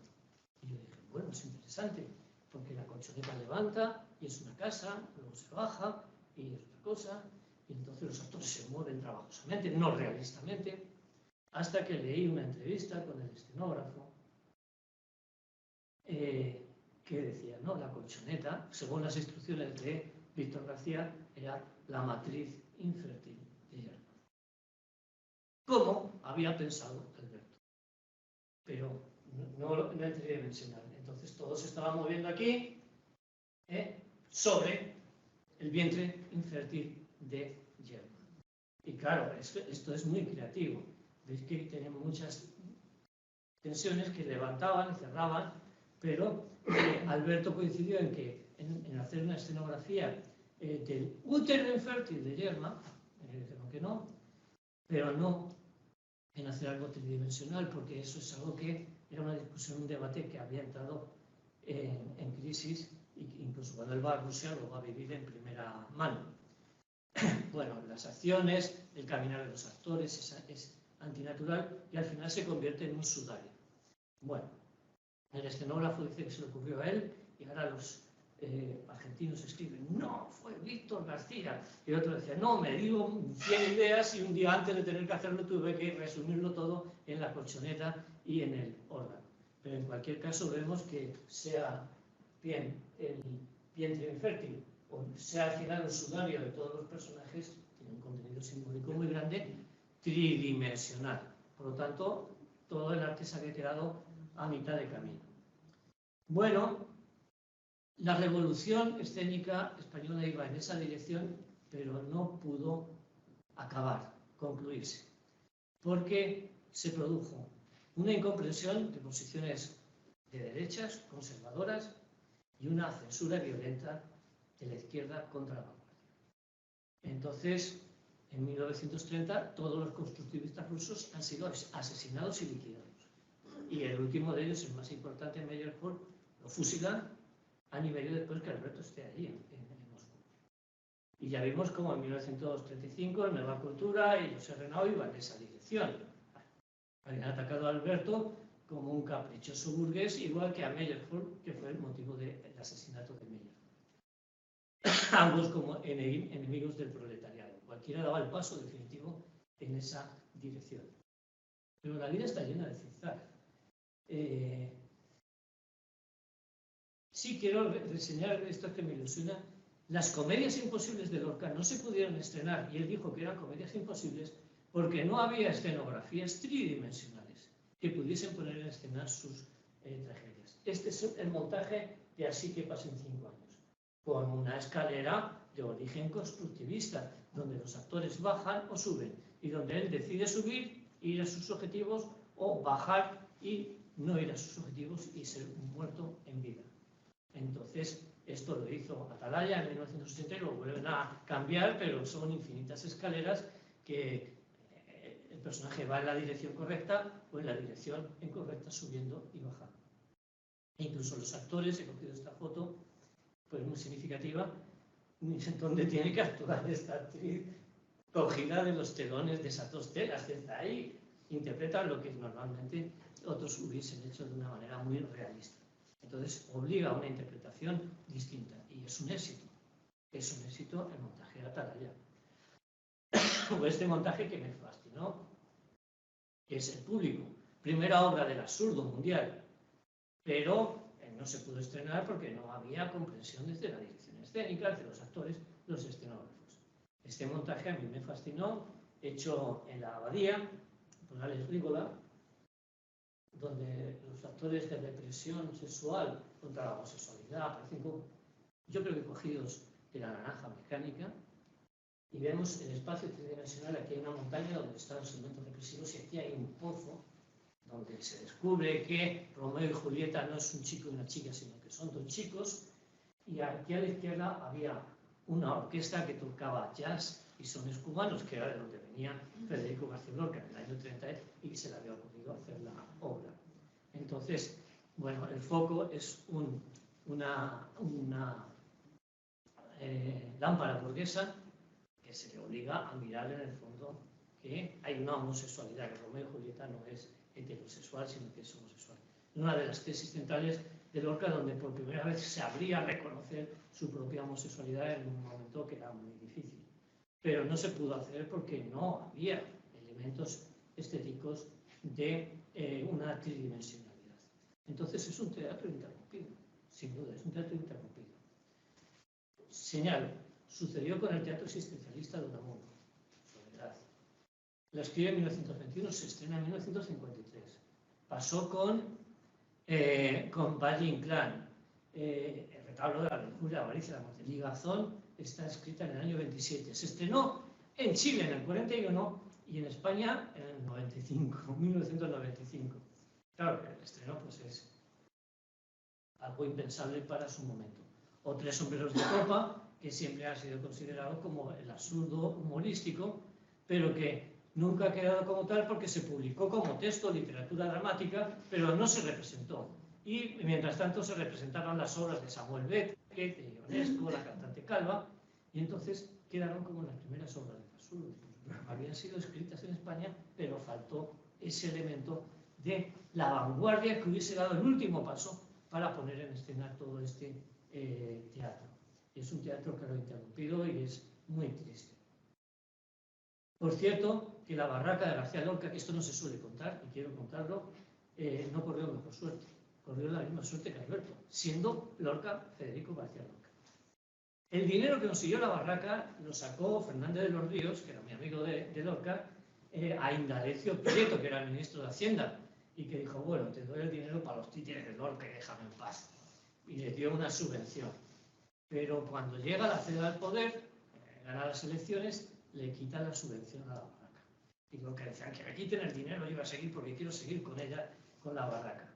Primo de Rivera, con el cual cenaba clandestinamente Lorca, intercede con la CEDA para que dejen la subvención a la mitad de lo que había antes. Y entonces tienen que quitar camiones, escenografías y bueno, se quedan con lo opuesto.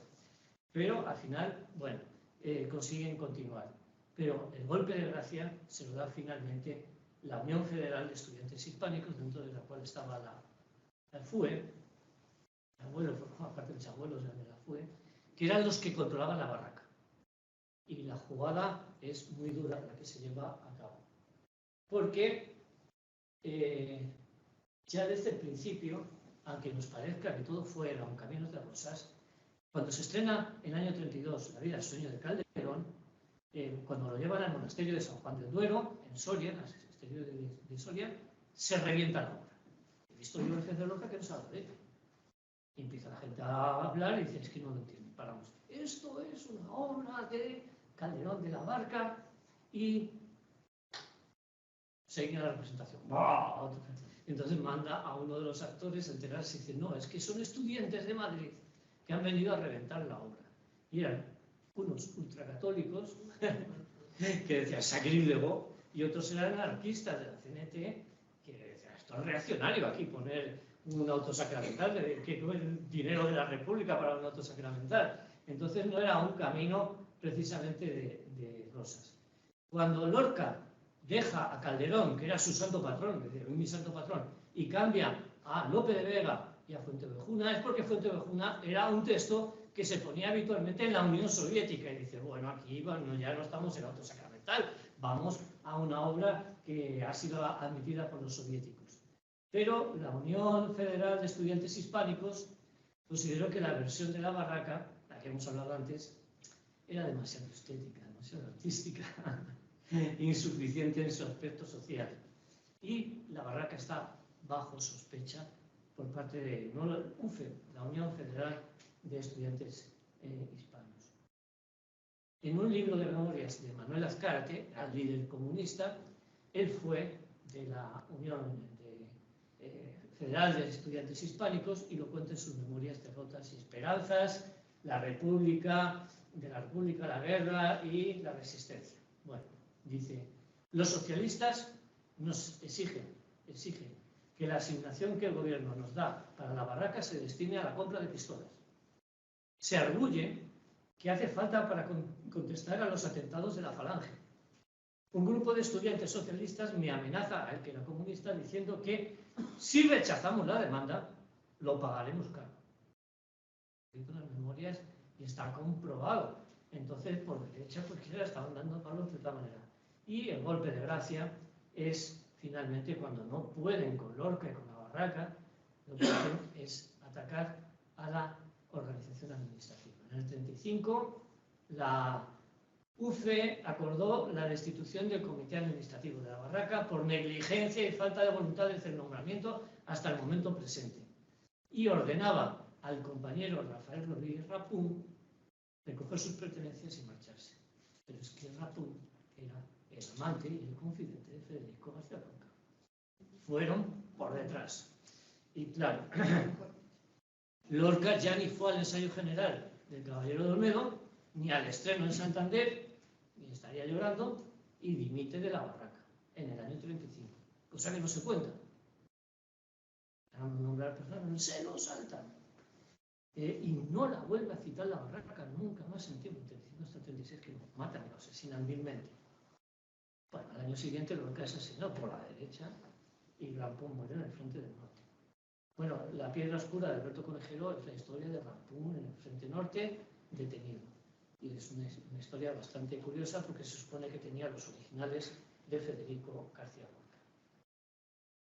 Bueno, el teatro de guerra en la guerra civil de Alberto, irá confluyendo, pues pintaba muy mal, porque le habían rechazado Lorca, le habían rechazado Cipriano Rivas Sheriff, Margarita Sirgu, los de Nueva Cultura, y cuando empieza la guerra, que ya lo sabemos, pues él es voluntario del 5º Regimiento, unidad filocomunista. En el 37 se marcha con el gobierno de la República a Valencia, es nombrado profesor de dibujo, pero ahí están sus enemigos de Nueva Cultura, con Josep Bruno al frente.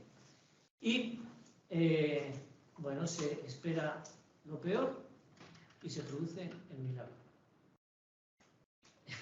Rafael Alberti le encarga los telones de la Numancia, que son un apoteósico en Valencia, que lo tenemos ahí. José Bergamín también le solicita los telones para el triunfo de las Germanías, igualmente en Valencia.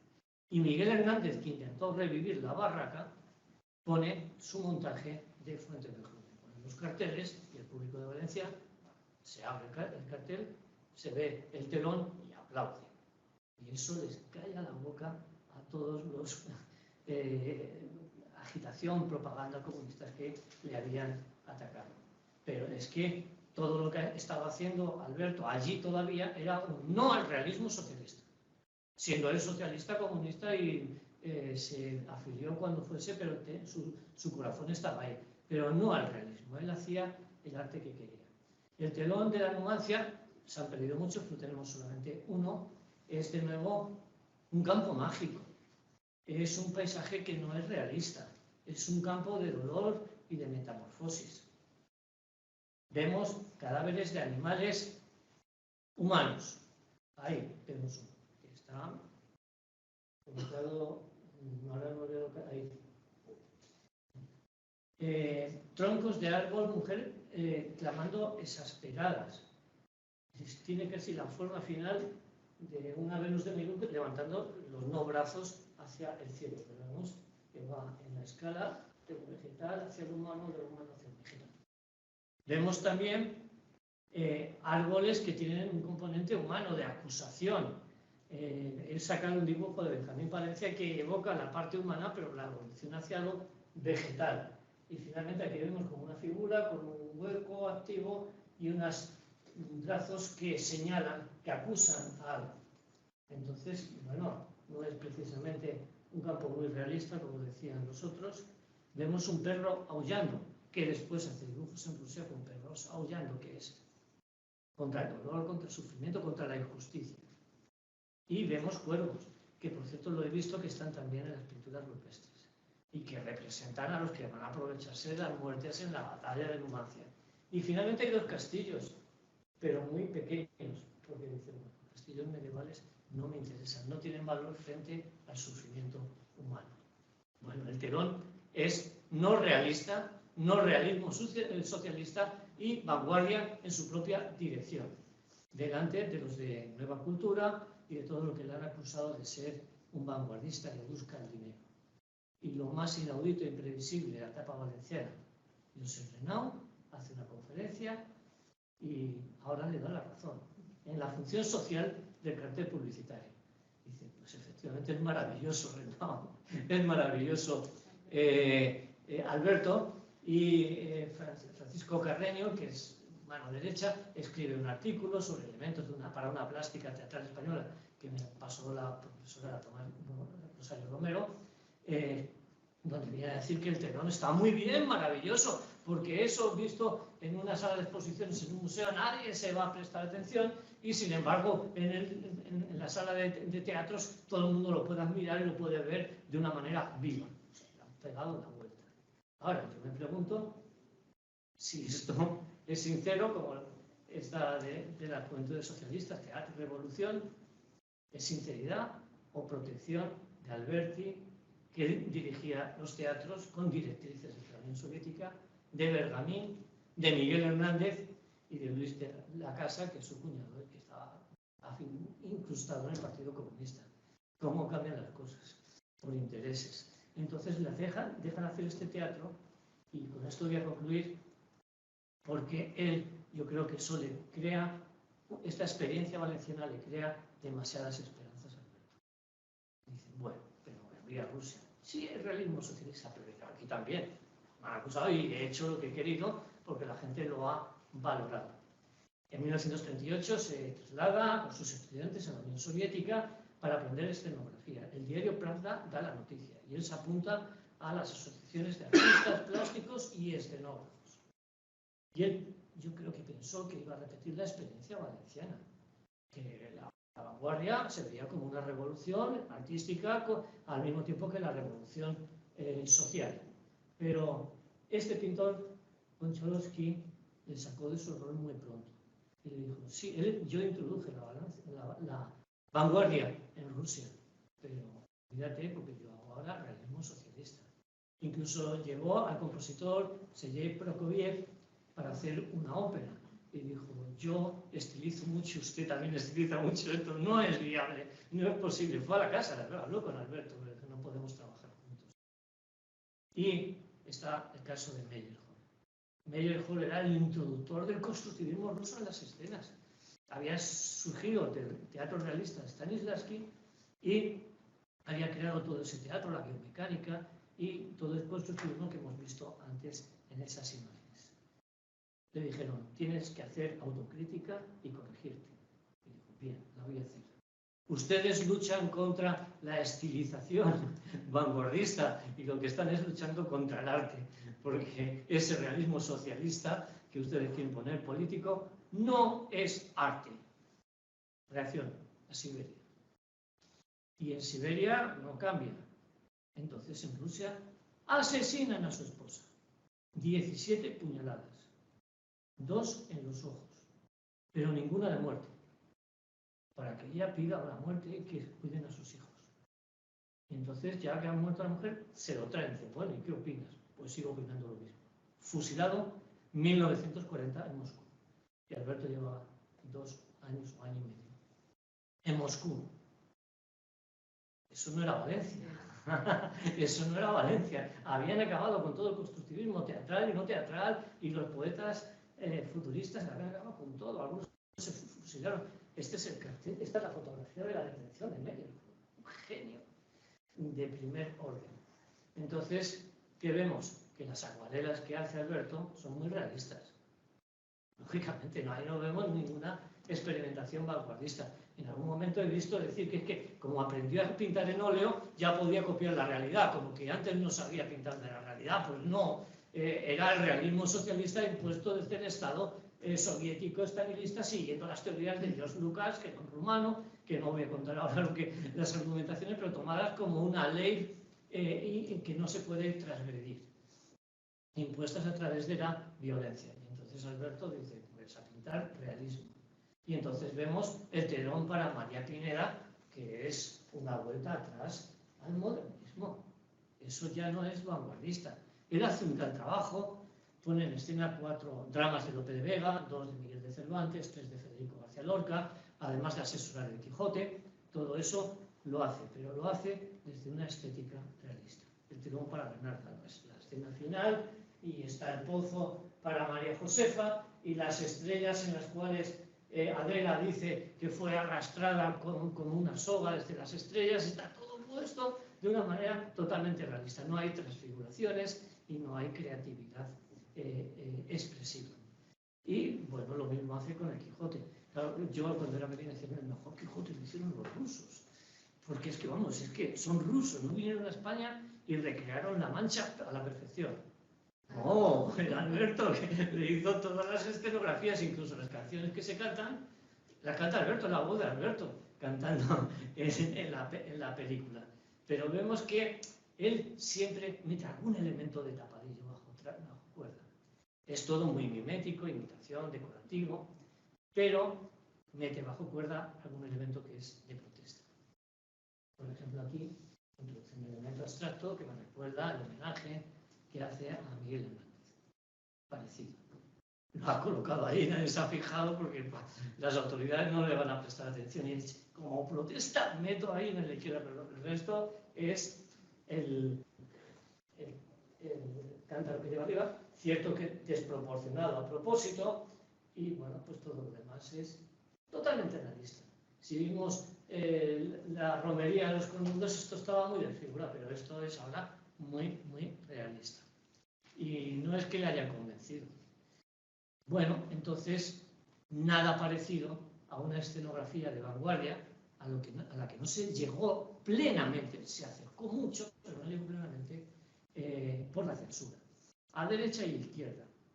Por ejemplo, ahí tienen ustedes una María Pineda hecha hace 2 años, año y medio de Javier Hernández. Entre esta tridimensionalidad y esto hay un universo de diferencia.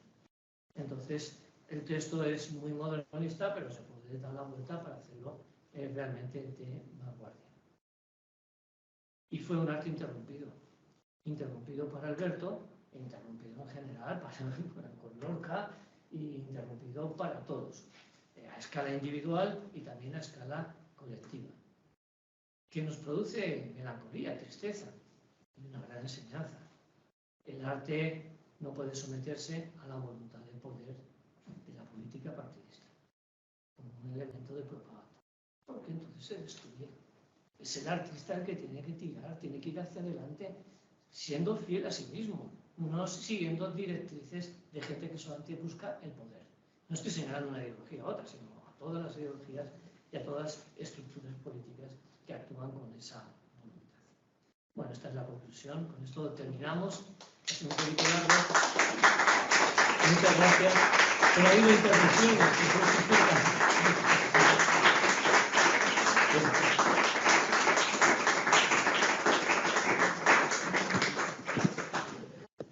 Bueno, un verdadero banquete. Me siento muy contenta de haberte podido escuchar, tus aportaciones tan inteligentes. Se nota que no solamente has analizado, sino que has mirado con tus propios criterios y con todo tu trasfondo y con toda tu formación literaria, pero que te has acercado a la plástica de una manera súper inteligente. No sé si hay preguntas del público o podemos entrar en un diálogo. ¿Qué os ha parecido esta aportación de Alberto al mundo del teatro? Nada. Bueno, es para pensarlo. Bueno, yo le felicito porque a mí me ha gustado mucho su exposición, me he enterado de muchas cositas, de todos los telones que no conocíamos, pero me plantea una duda. Siempre se nos ha dicho que la barraca poesía iba por los pueblos, por las aldeas, por localidades muy pequeñas en las que no había prácticamente nada. Y lo mismo con el Teatro del Pueblo de Casona, que eran similares, ¿no? con la misma intención. Entonces, todos esos carteles o sea, se podrían llevar en algún sitio sin poner, pero yo me imagino que en algunas aldeas y pueblos muy pequeños en los que no había a lo mejor ni un salón de ayuntamiento y que tendrían que montar algo en la calle, montaban. Lo tenían pensado. ¿Cómo? Pues lo tenían pensado, porque no he puesto foto porque me iba a alargar mucho, pero se llevaban unos camiones a Barraca donde si no había un lugar montaban una especie de circo y dentro montaban la escenografía. O cogían una iglesia y pedían permiso, o en Soria coger un claustro que está derruido. Siempre había formado la plaza, pero montaban como está rodado. En el montaje del público de Rígola ponen las imágenes al principio, es muy impresionante cómo ponen las estacas y ponen una lona como de circo y dentro hacen la representación. Entonces no había sitio que se le resistiese. No sé si lo que... Sí, ¿no? Que la Barraca llevaba su propia utillaje previendo ese vacío. Y la gente tenía que llevarse las sillas de casa, pero se las llevaban. Claro. Ahí hay otra pregunta. Sí, bueno, más que pregunta, era una sugerencia. Me ha parecido tan sugerente todo lo que se defendía durante toda la exposición que de algún modo se intenta poner en valor una tesis que es, bueno, pues los hallazgos formales y estéticos, ya no solo de Alberto, sino también de un conjunto de creadores españoles, en un conjunto un poquito más amplio, en el que se han citado una serie de autores más o menos conocidos, unos franceses por aquí, unos rusos por allá, incluso, bueno, pues un escenógrafo conocido que parece que es el que, sin haberlo dicho, a mí me recordaba, pues igual es el que suscitó luego los grandes escenarios de la Metro-Goldwyn-Mayer y esa afición a las escaleras. Con eso, lo que a mí me suscitaba era, bueno, pues animar, ¿no?, al estudioso y a formar un equipo más amplio para extender ese estudio de un modo más internacional. Eso está muy, ¿verdad? Cuando ha dicho, bueno, me ha recordado, cuando en la primera fotografía en la que salía con Neruda, Alberto, y había un tercer personaje y una señora, no se decía que era la señora. Luego, por las fotografías, quizá era Margarita Silva, no lo sé, me animaría a buscar quién era la mujer. Pero más adelante ha dicho que los constructivistas rusos fallecieron todos fusilados, no es cierto. No, pero no la El vamos profesor a Nicolás Plessner consiguió unir y escribió Pioneros del Movimiento Moderno y expone una tesis según la cual el movimiento moderno ya estaba formado alrededor de finales de la primera década del siglo XX. Entonces, por eso a mí me suscita el interés por ligar este estudio con muchos otros que existen, o bien en Francia, donde parece que todo se hundió en París. Hubo muchos norteamericanos en París en los años 20 que extrajeron, compraron cosas, se las llevaron a Norteamérica, y de ese intercambio han surgido tantas cosas que aquí se suscitan y que me parece que con un estudio más global se podría aún poner en mayor valor lo que se ha expuesto esta tarde. Sí, yo estoy de acuerdo porque lo hemos hablado, y dentro del grupo de la Barraca, José Caballero, otros muchos hacen cosas que ya están muy cerca. Y los constructivistas, bueno, pero los constructivistas del teatro no consiguen escapar, es decir, que bueno, unos se suicidan y otros son ejecutados. Pero efectivamente es un movimiento internacional, es la vanguardia, y que tiene un punto de partida con el cubismo, pero luego el futurismo y el creacionismo y el dada y el surrealismo, y hay miles de surrealismos, no hay solo uno, y efectivamente todo eso va a ser recibido y utilizado por el teatro. Desde luego yo estaría feliz con ver toda la aportación de la plástica al teatro español. Eso está por hacer. Y ya una visión más internacional, pues sería maravilloso. Pero, claro. Fíjate, incluso el término surrealismo surge de Parar, cuando Apollinaire sale esa noche del teatro y he tenido una experiencia que no sé cómo llamarla. Es una experiencia surrealista.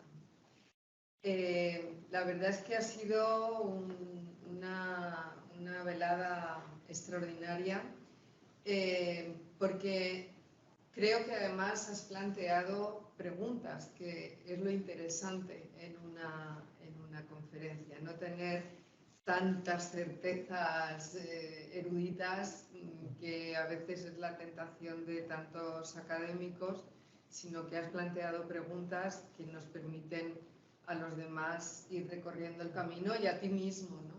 Ir recorriendo un camino que has abierto y que es verdaderamente fantástico. Llevas razón, porque hay veces que yo tengo la duda, Claro. me parece así, Claro. creo que es así, pero quizá otro lo pueda ver de otra manera. Claro. Lo que sí he querido es entrar en el análisis, que no veo que nadie siempre hace una descripción generalista, por eso equivocada, y nadie entra en el análisis del detalle, que luego puede tener otras respuestas, evidentemente.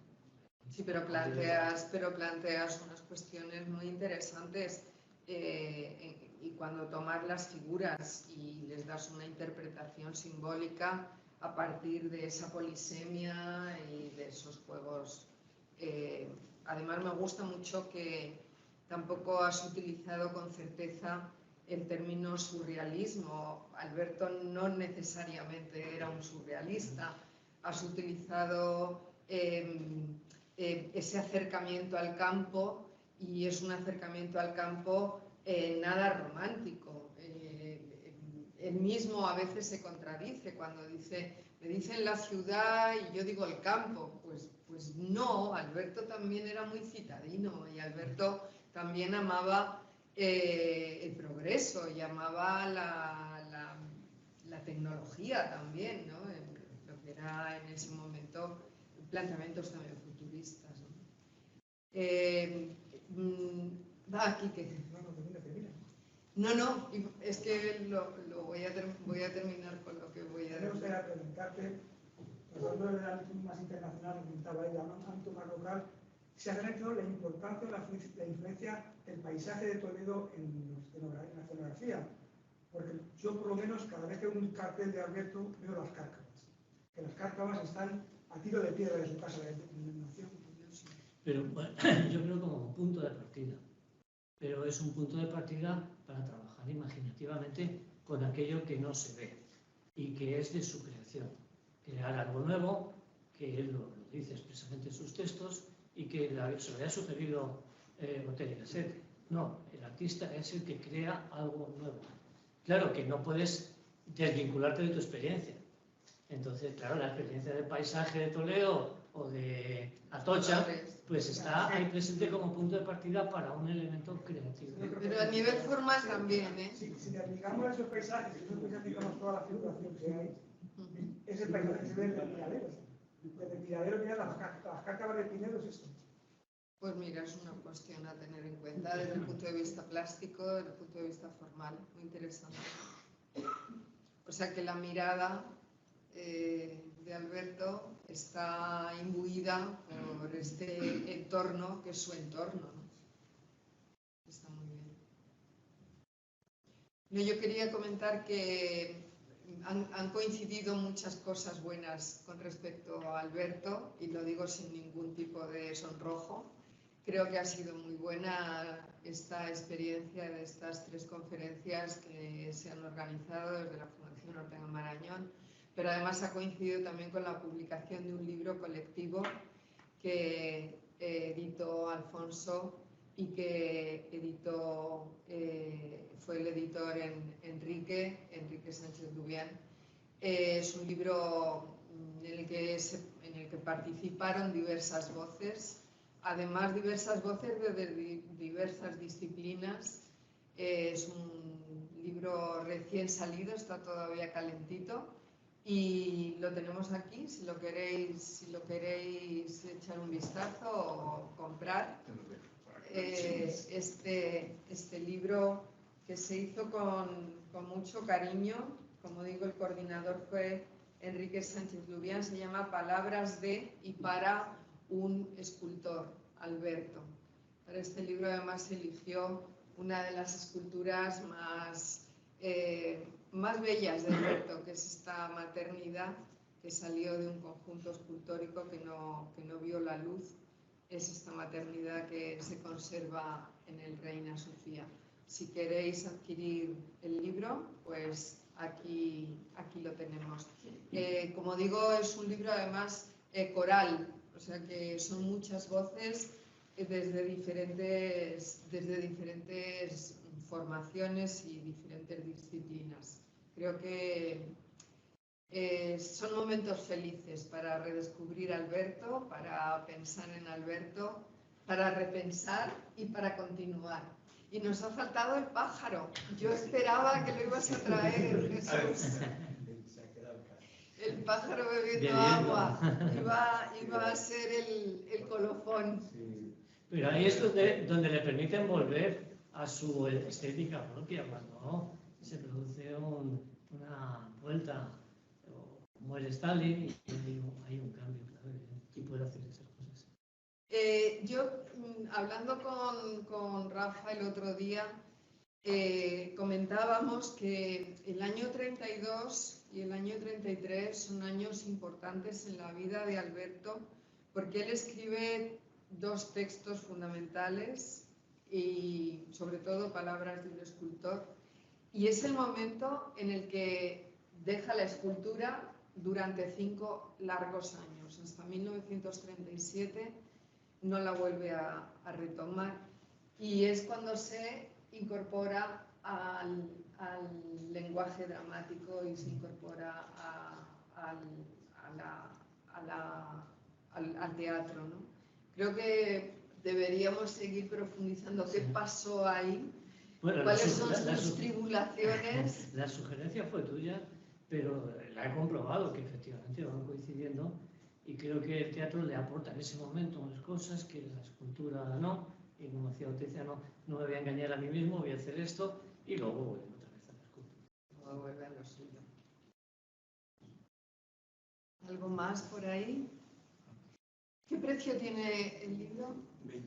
20. Quien quiera comprarlo tiene algunos ejemplares, Alfonso, ¿verdad? Bueno, pues muchas gracias. Espero que no sea la última, que nos sigamos inventando cosas, y muchas gracias por venir, y gracias siempre a Alberto. Y gracias.